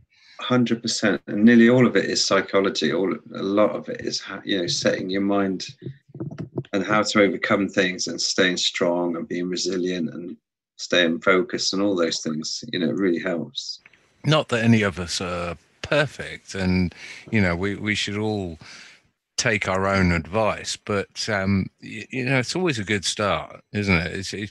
You got to catch yourself on and start somewhere.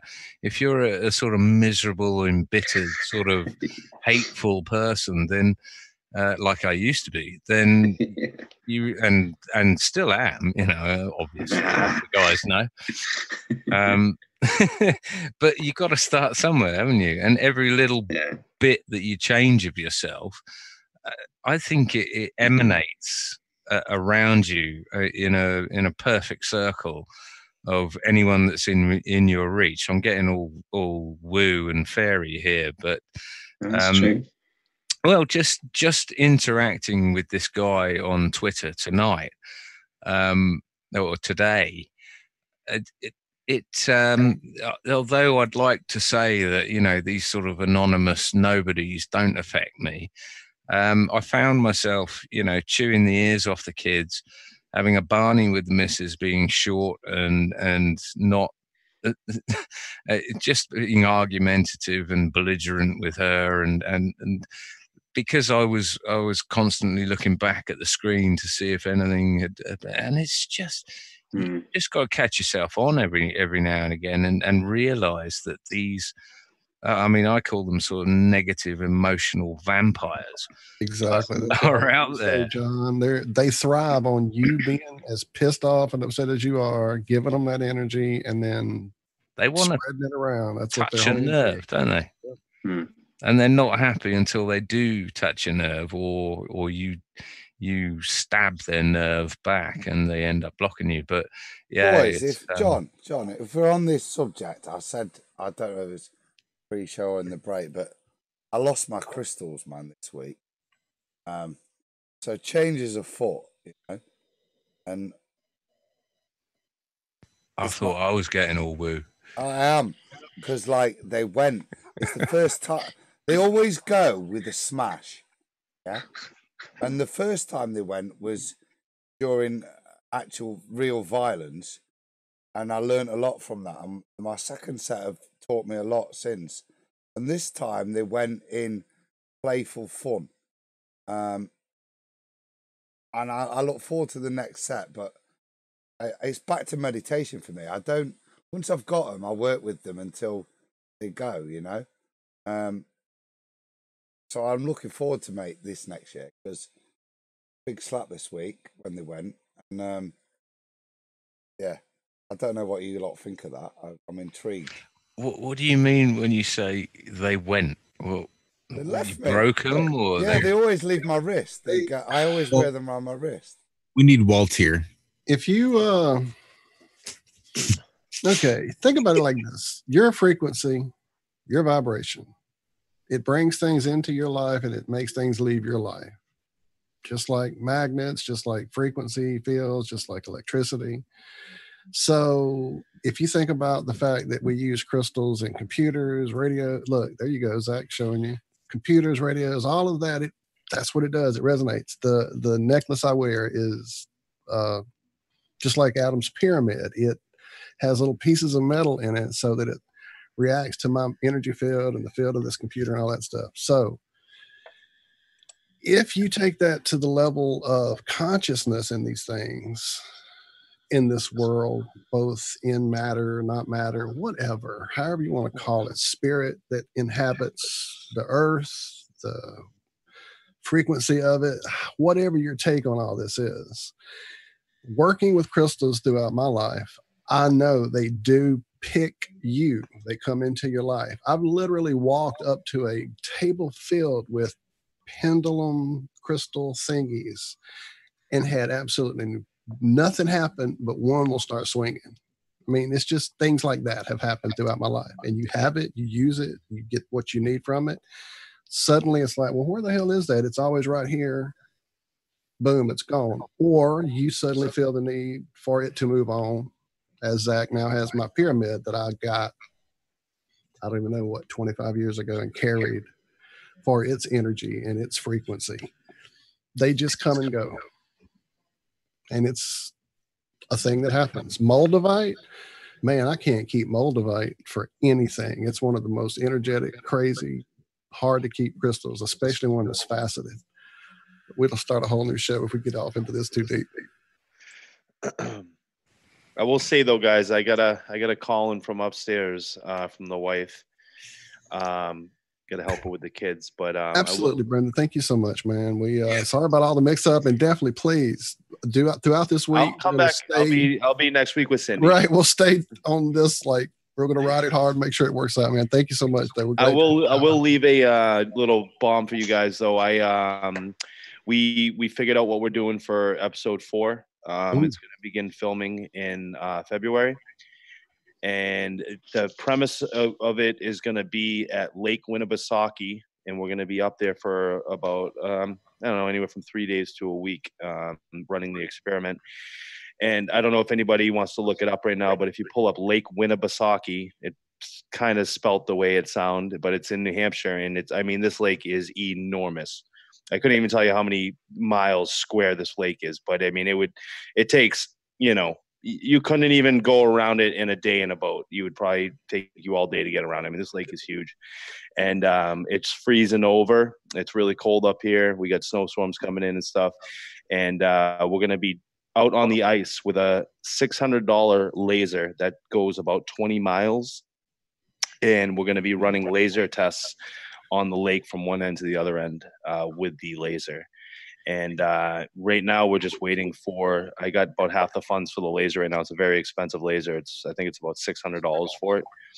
And so that's going to be one of the premises around episode 4. And we're going to be shooting this amazing laser across ice. I mean, we're talking 20 miles. And, we're going to get some cool footage for you guys. So that's basically what episode 4 is going to be based around, is the trip up to Winnipesaukee, laser tests. Like I said, we're investing in the laser and stuff. So, there's a cool story behind it and stuff. And the area is beautiful. You can look up, it's in the White Mountains, as I was saying before. I just dropped a link to the search so everybody can go explore it. It has some amazing stuff there, it looks like. Yeah, Winnipesaukee is an amazing place. And said we're going to use snowmobiles. We're going to camp out on that ice.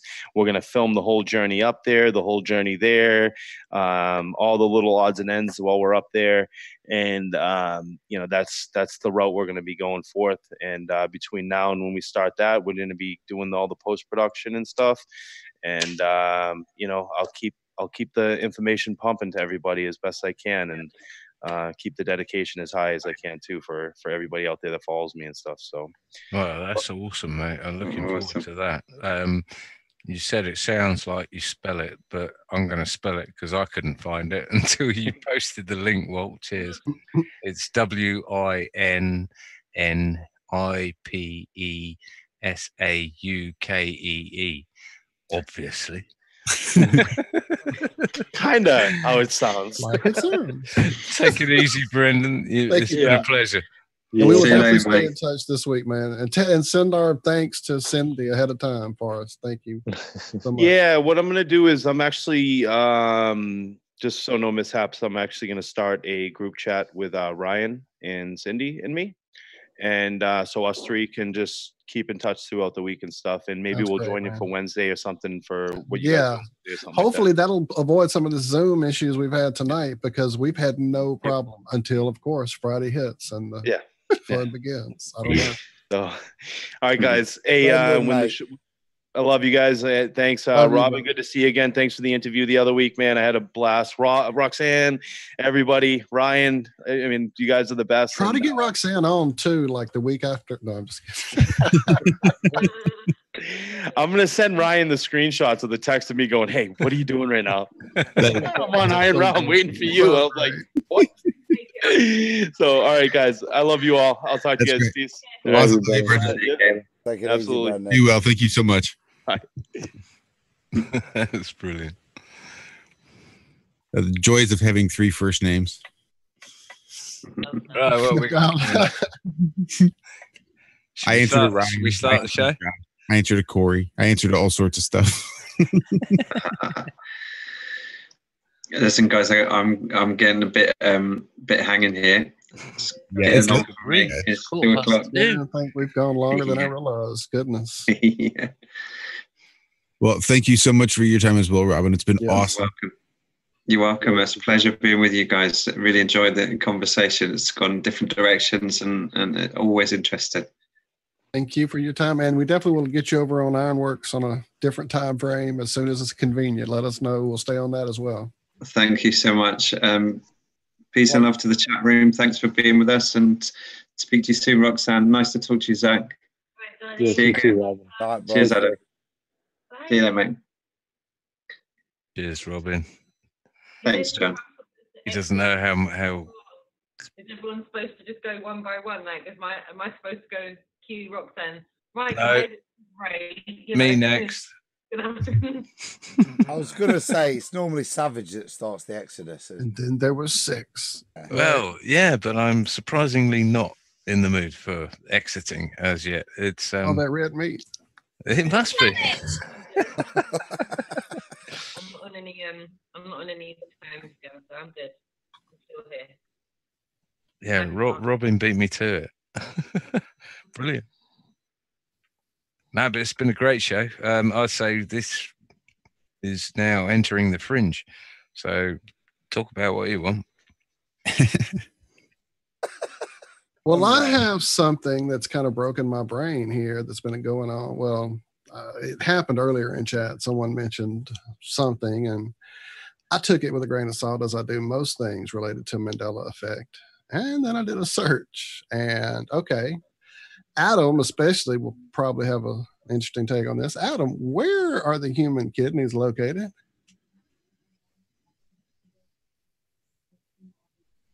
Adam, I was muted there. Sorry, I was muted.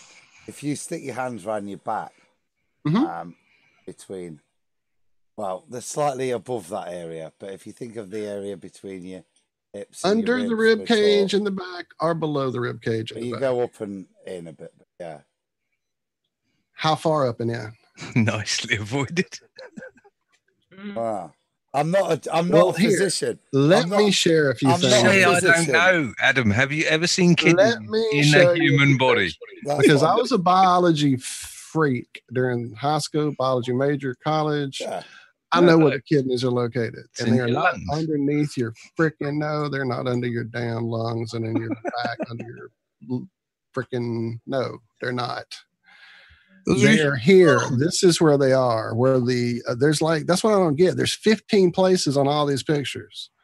This is where your kidneys are located, right at the area below the edge of the rib cage. This is where they are. They are not next to your heart and lungs. That's where I thought they were, is below your rib cage, just below your rib cage. Not in your rib cage, next to below. Your lung. Look, like almost displacing the lungs. Yeah, that's bullshit. Right, what the fuck is going on? This is really almost as breaking my brain as the Berenstain Bears. However, I must say that I've never taken a human body apart to have a look. So I haven't been personally involved, but I visited a hospital, just like that scene in Fast Times at Ridgemont High where they go with the psychotic high school teacher to the autopsy. I watched this happen. I know without a doubt where the human kidneys are. I've had kidney stones. What I know where my kidneys are. Looks like some horrible tumor on the lungs. There's so many different versions of it up in the actual. And then my sister-in-law not too long ago got her master's in college, so she just found her anatomy book, and the picture should be headed to me. It shows it way up under the rib cage as well. So when the hell did this happen? And I missed it. Can I ask if anyone is on the panel that has actually dissected human bodies or blown human bodies apart and seen the inside? I mean, I know what the inside I know what the inside of a head looks like because I've seen someone's skull being smashed in. So I can attest to that. But I've not. I don't know. I'm looking at you, Josh. Have you blown anyone to Why are you looking at me? to see their kidneys? Because you're a Marine. Oh my God. Nope. Have you killed anyone? Nope. I came close one. Okay. Real close. Almost bashed some guy's skull in. I'm not talking barroom brawls. Nope. I was in my house. It was a whole thing. Okay. But one of the greatest things I ever did, one of my proudest moments, was not killing that man. I would have been just perfectly justified in killing.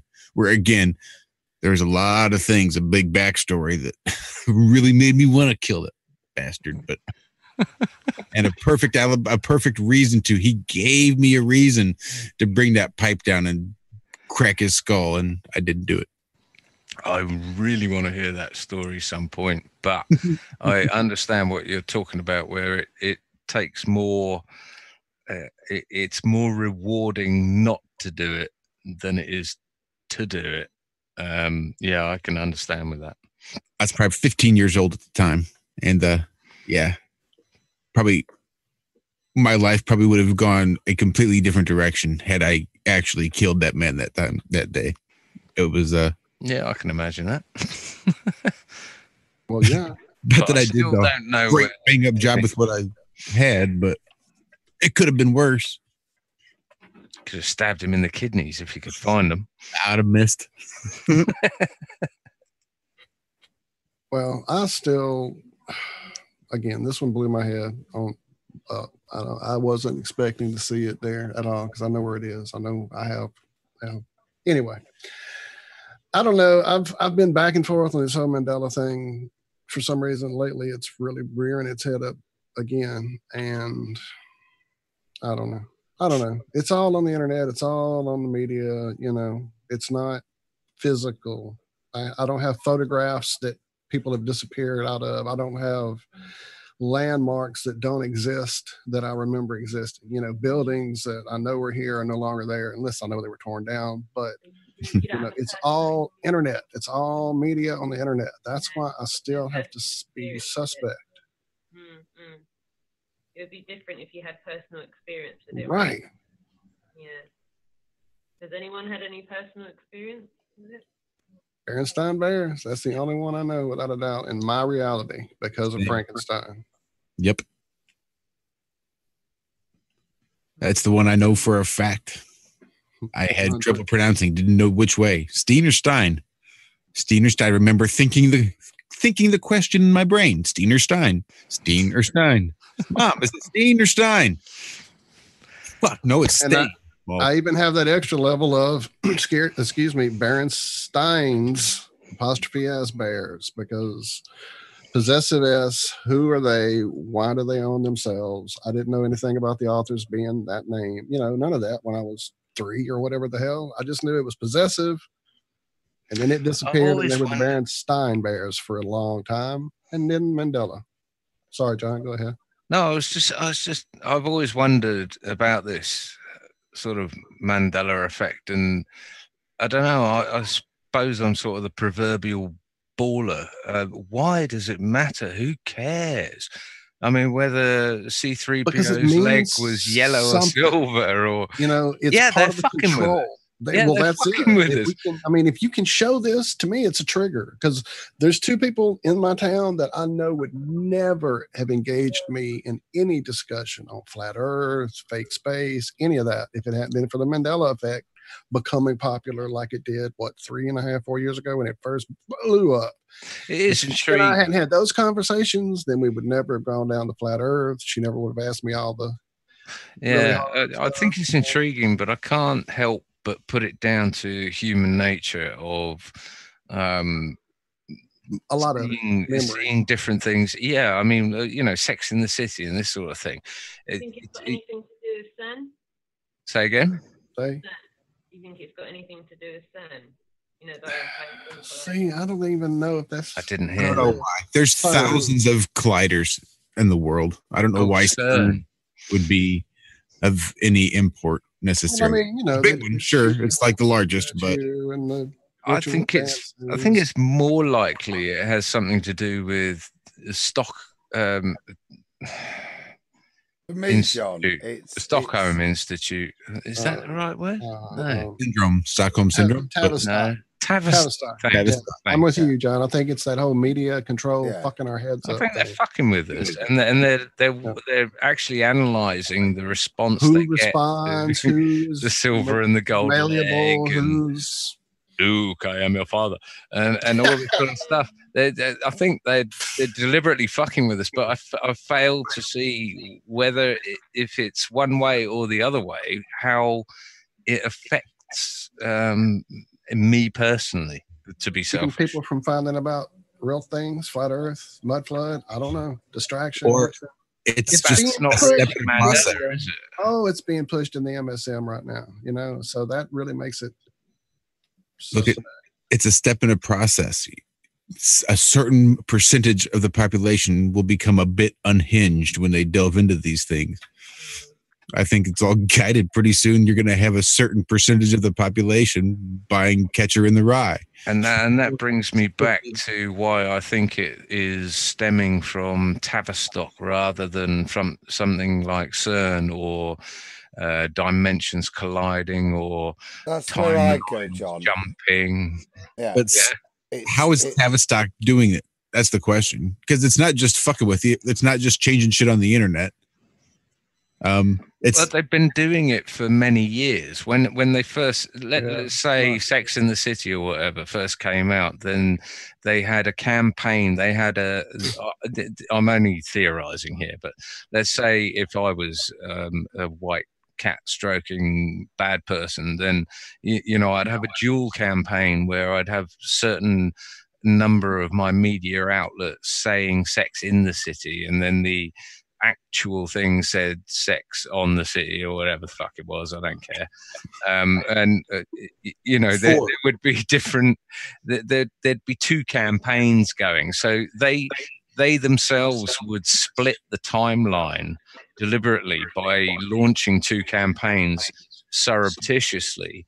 And those two campaigns would only come to light, say 10, 15 years later, when someone mentions something like Mandela effect and did you notice this, did you notice that, and then only then would you realize the two parallel lined, I don't know, I'm wittering even diverge in the first place. Well, the whole thing with Mandela's death, I do remember him dying when I was in college, without a doubt. It disrupted our viewing party for Mystery Science Theater in our lobby in my dorm. So I remember the whole thing. And how easy would that have been for, let's say, the Tavistock? Okay, over in Lafayette, we're going to tell them that Mandela died, but over in somewhere else, they'll get a different show, right? We're going to show him live on TV. And it's all been media. That's what I'm saying. Even that, TV, and even the one. See, there's an earlier one for me. Even the Berenstein is early, but there was an actor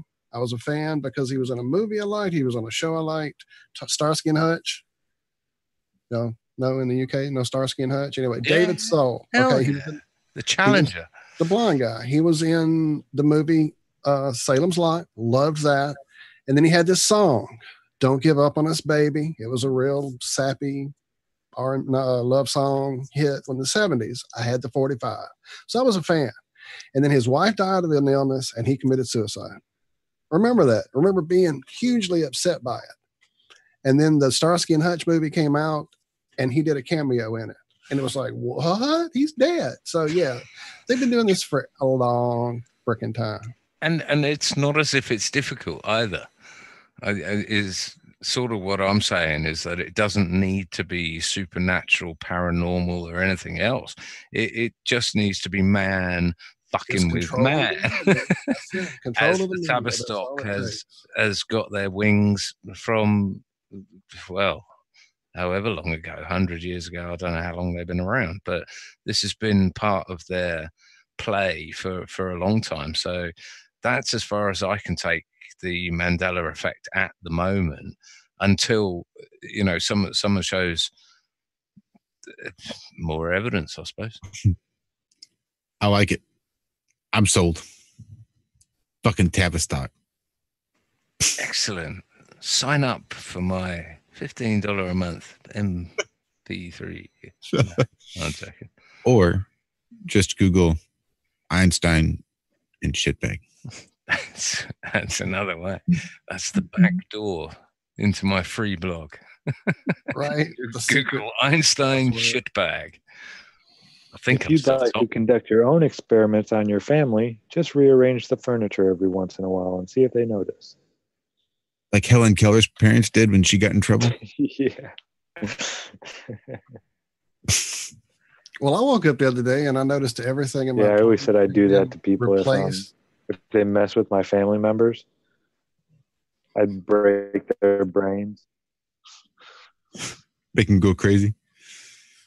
Well, I'll tell you what, Zach, that's not mad. I mean, it is mad if you engage in that sort of thing. I mean, it's pretty off the wall, but it certainly wouldn't be the first time that anyone has come across a case where a family member has snuck into the house, changed things, turned a tap on, or changed left to right. Or, I mean, this is what Tavistock do, but they do it on an international social scale. The more people learn about the nonsense this organization, the institute has got up to. Look at Bernays and the diamonds and bacon and eggs and cigarettes for women and etc. etc. Well, I was saying, you definitely need to watch that show I told you about, Mad Men. You need to see it. I've got that written down. Yeah, but I mean, the human body is an open operating system with no firewall whatsoever in place, and we're so programmable to everything and anything around us, whether we think we're immune to it or not. We're not. I hate to say it, these things get to us, whether you watch the mainstream media, read the occasional headline, or sign up to a news feed. This stuff gets through. There is no firewall to your brain, and it programs you. So be aware of it, or it'll take you over. I'll stop wittering now. I guess there's a chance hemp will block all the bad waves, huh, Zach? I was looking for my Hank's hemp handmade beanie, but I don't know what I did with it. The only one I can find is my monkey sock. Ew. No, this monkey sock.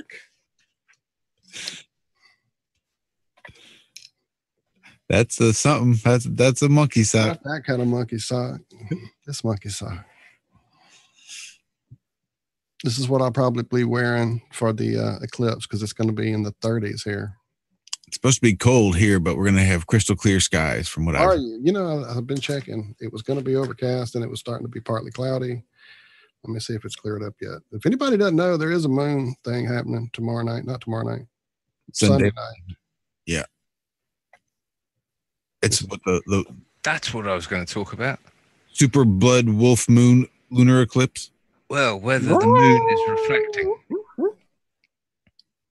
Oh, the temperature has changed again. Sorry, John. Well, I'm seeing people popping up in timelines and stuff saying that the moon is obviously a reflection, or it's a projection. Obviousness to it.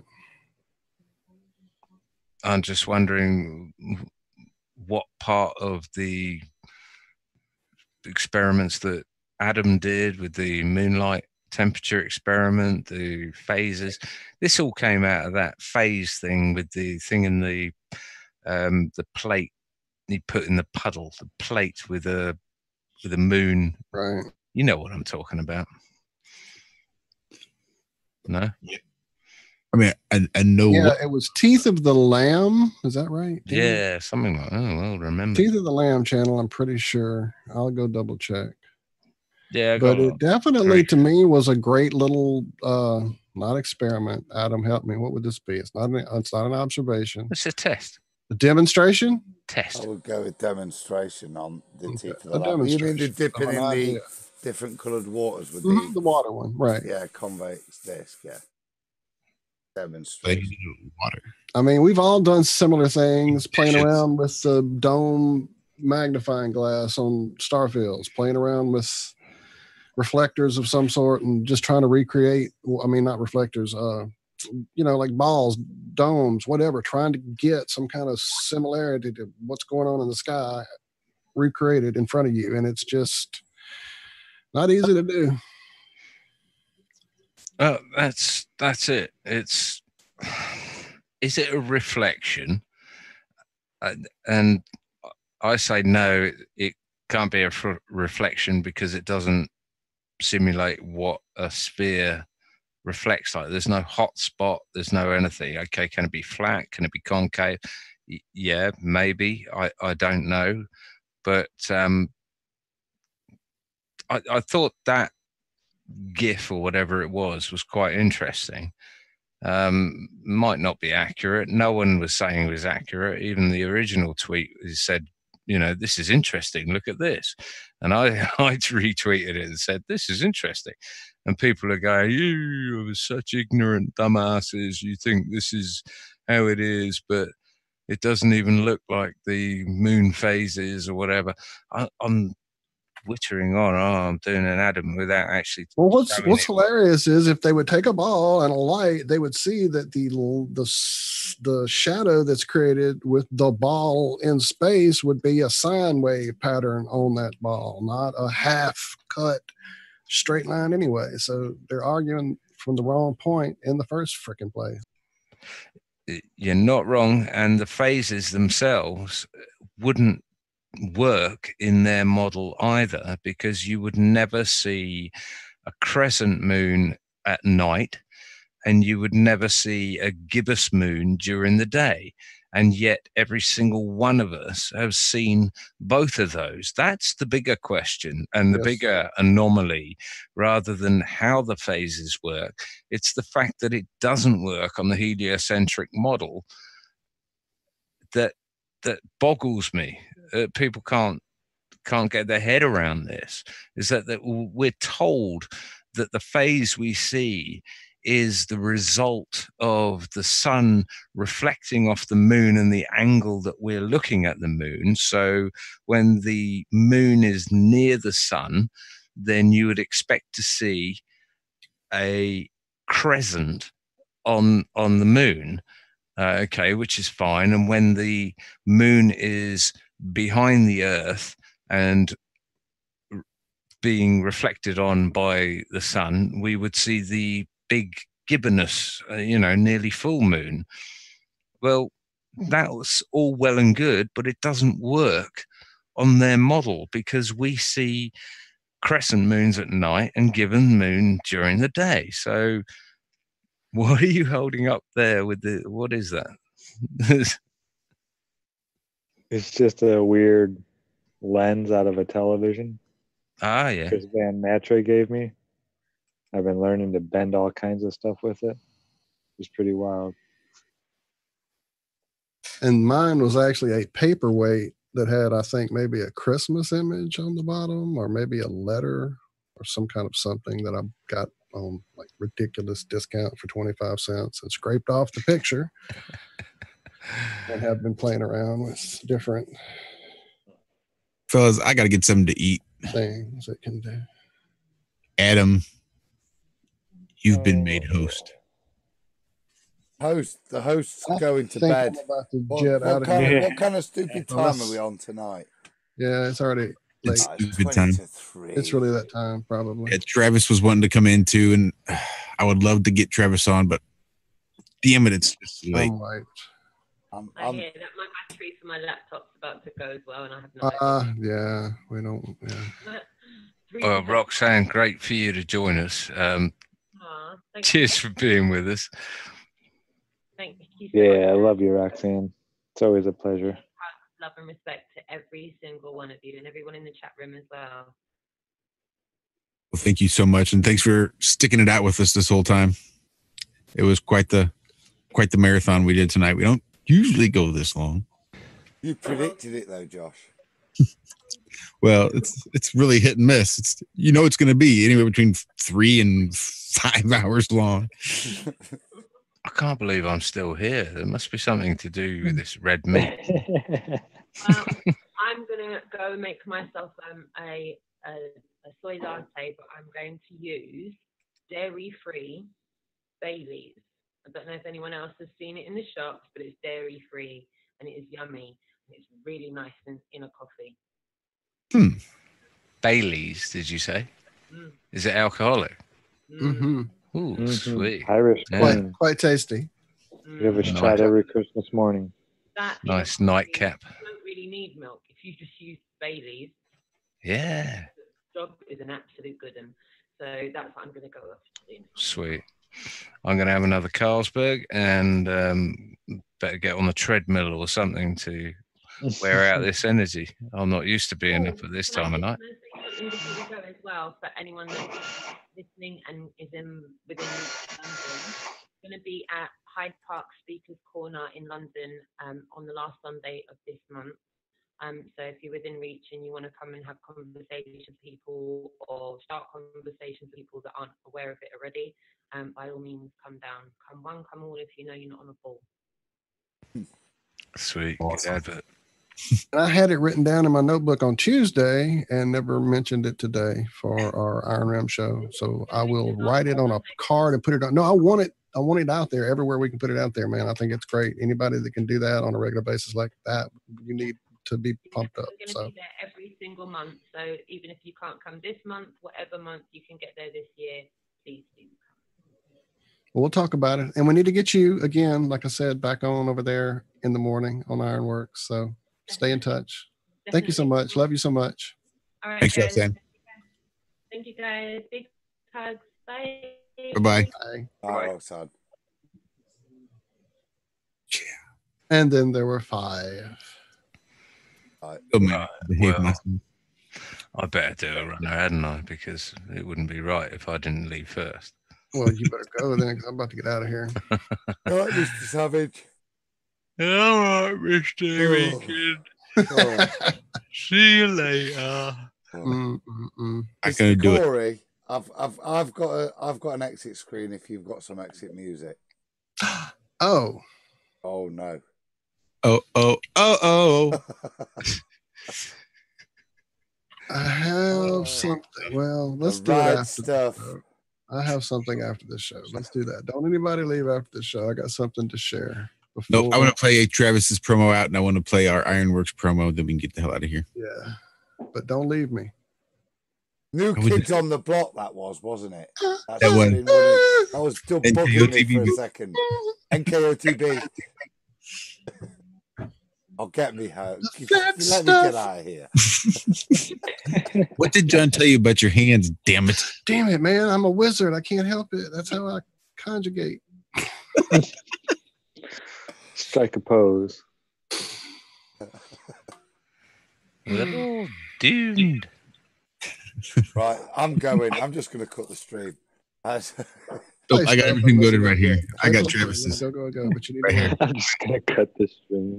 I love you guys. I love you guys. Thank you all. Thank you everybody who watched and stuck around, hung out. Thank you. We love you.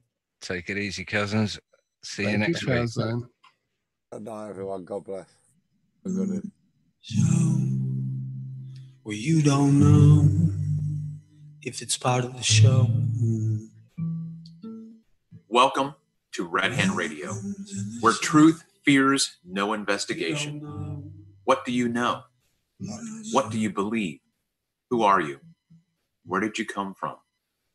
Where are you going? How will you determine the way? What you think is news for you is only and absolutely propaganda. It's spin. There is no news for you.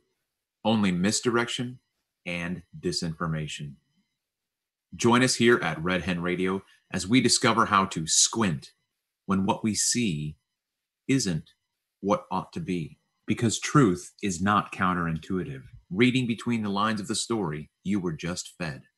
I'm your host, Travis Finley. Welcome to the show.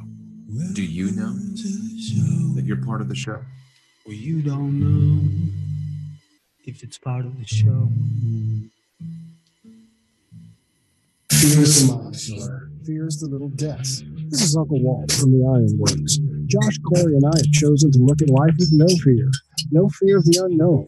No fear of questions about the supposedly well-known. No fear of ridicule for thinking outside the familiar fool's lines. No fear of the boot on the neck of those refusing the party line. No fear of taking on those so convinced in their beliefs they would sooner drink the Kool-Aid than believe they've been fools made. In this world filled with Me Too cattle sink, can truth's protective layers be peeled back to show the tender, juicy pink? Are we all just grist for the mill? Sold against our will, or is that just how it feels? When you're filled to the rim, triviality so fear-filled and grim, break clear of the fear. Right here, Tuesdays and Fridays at 2 a.m. on TFR. Josh and I and you will hammer out the impurities of technology-driven groupthink, fold in a dash of logic, and quench it all with a bit of absurdity. The Ironworks. Break clear of the fear.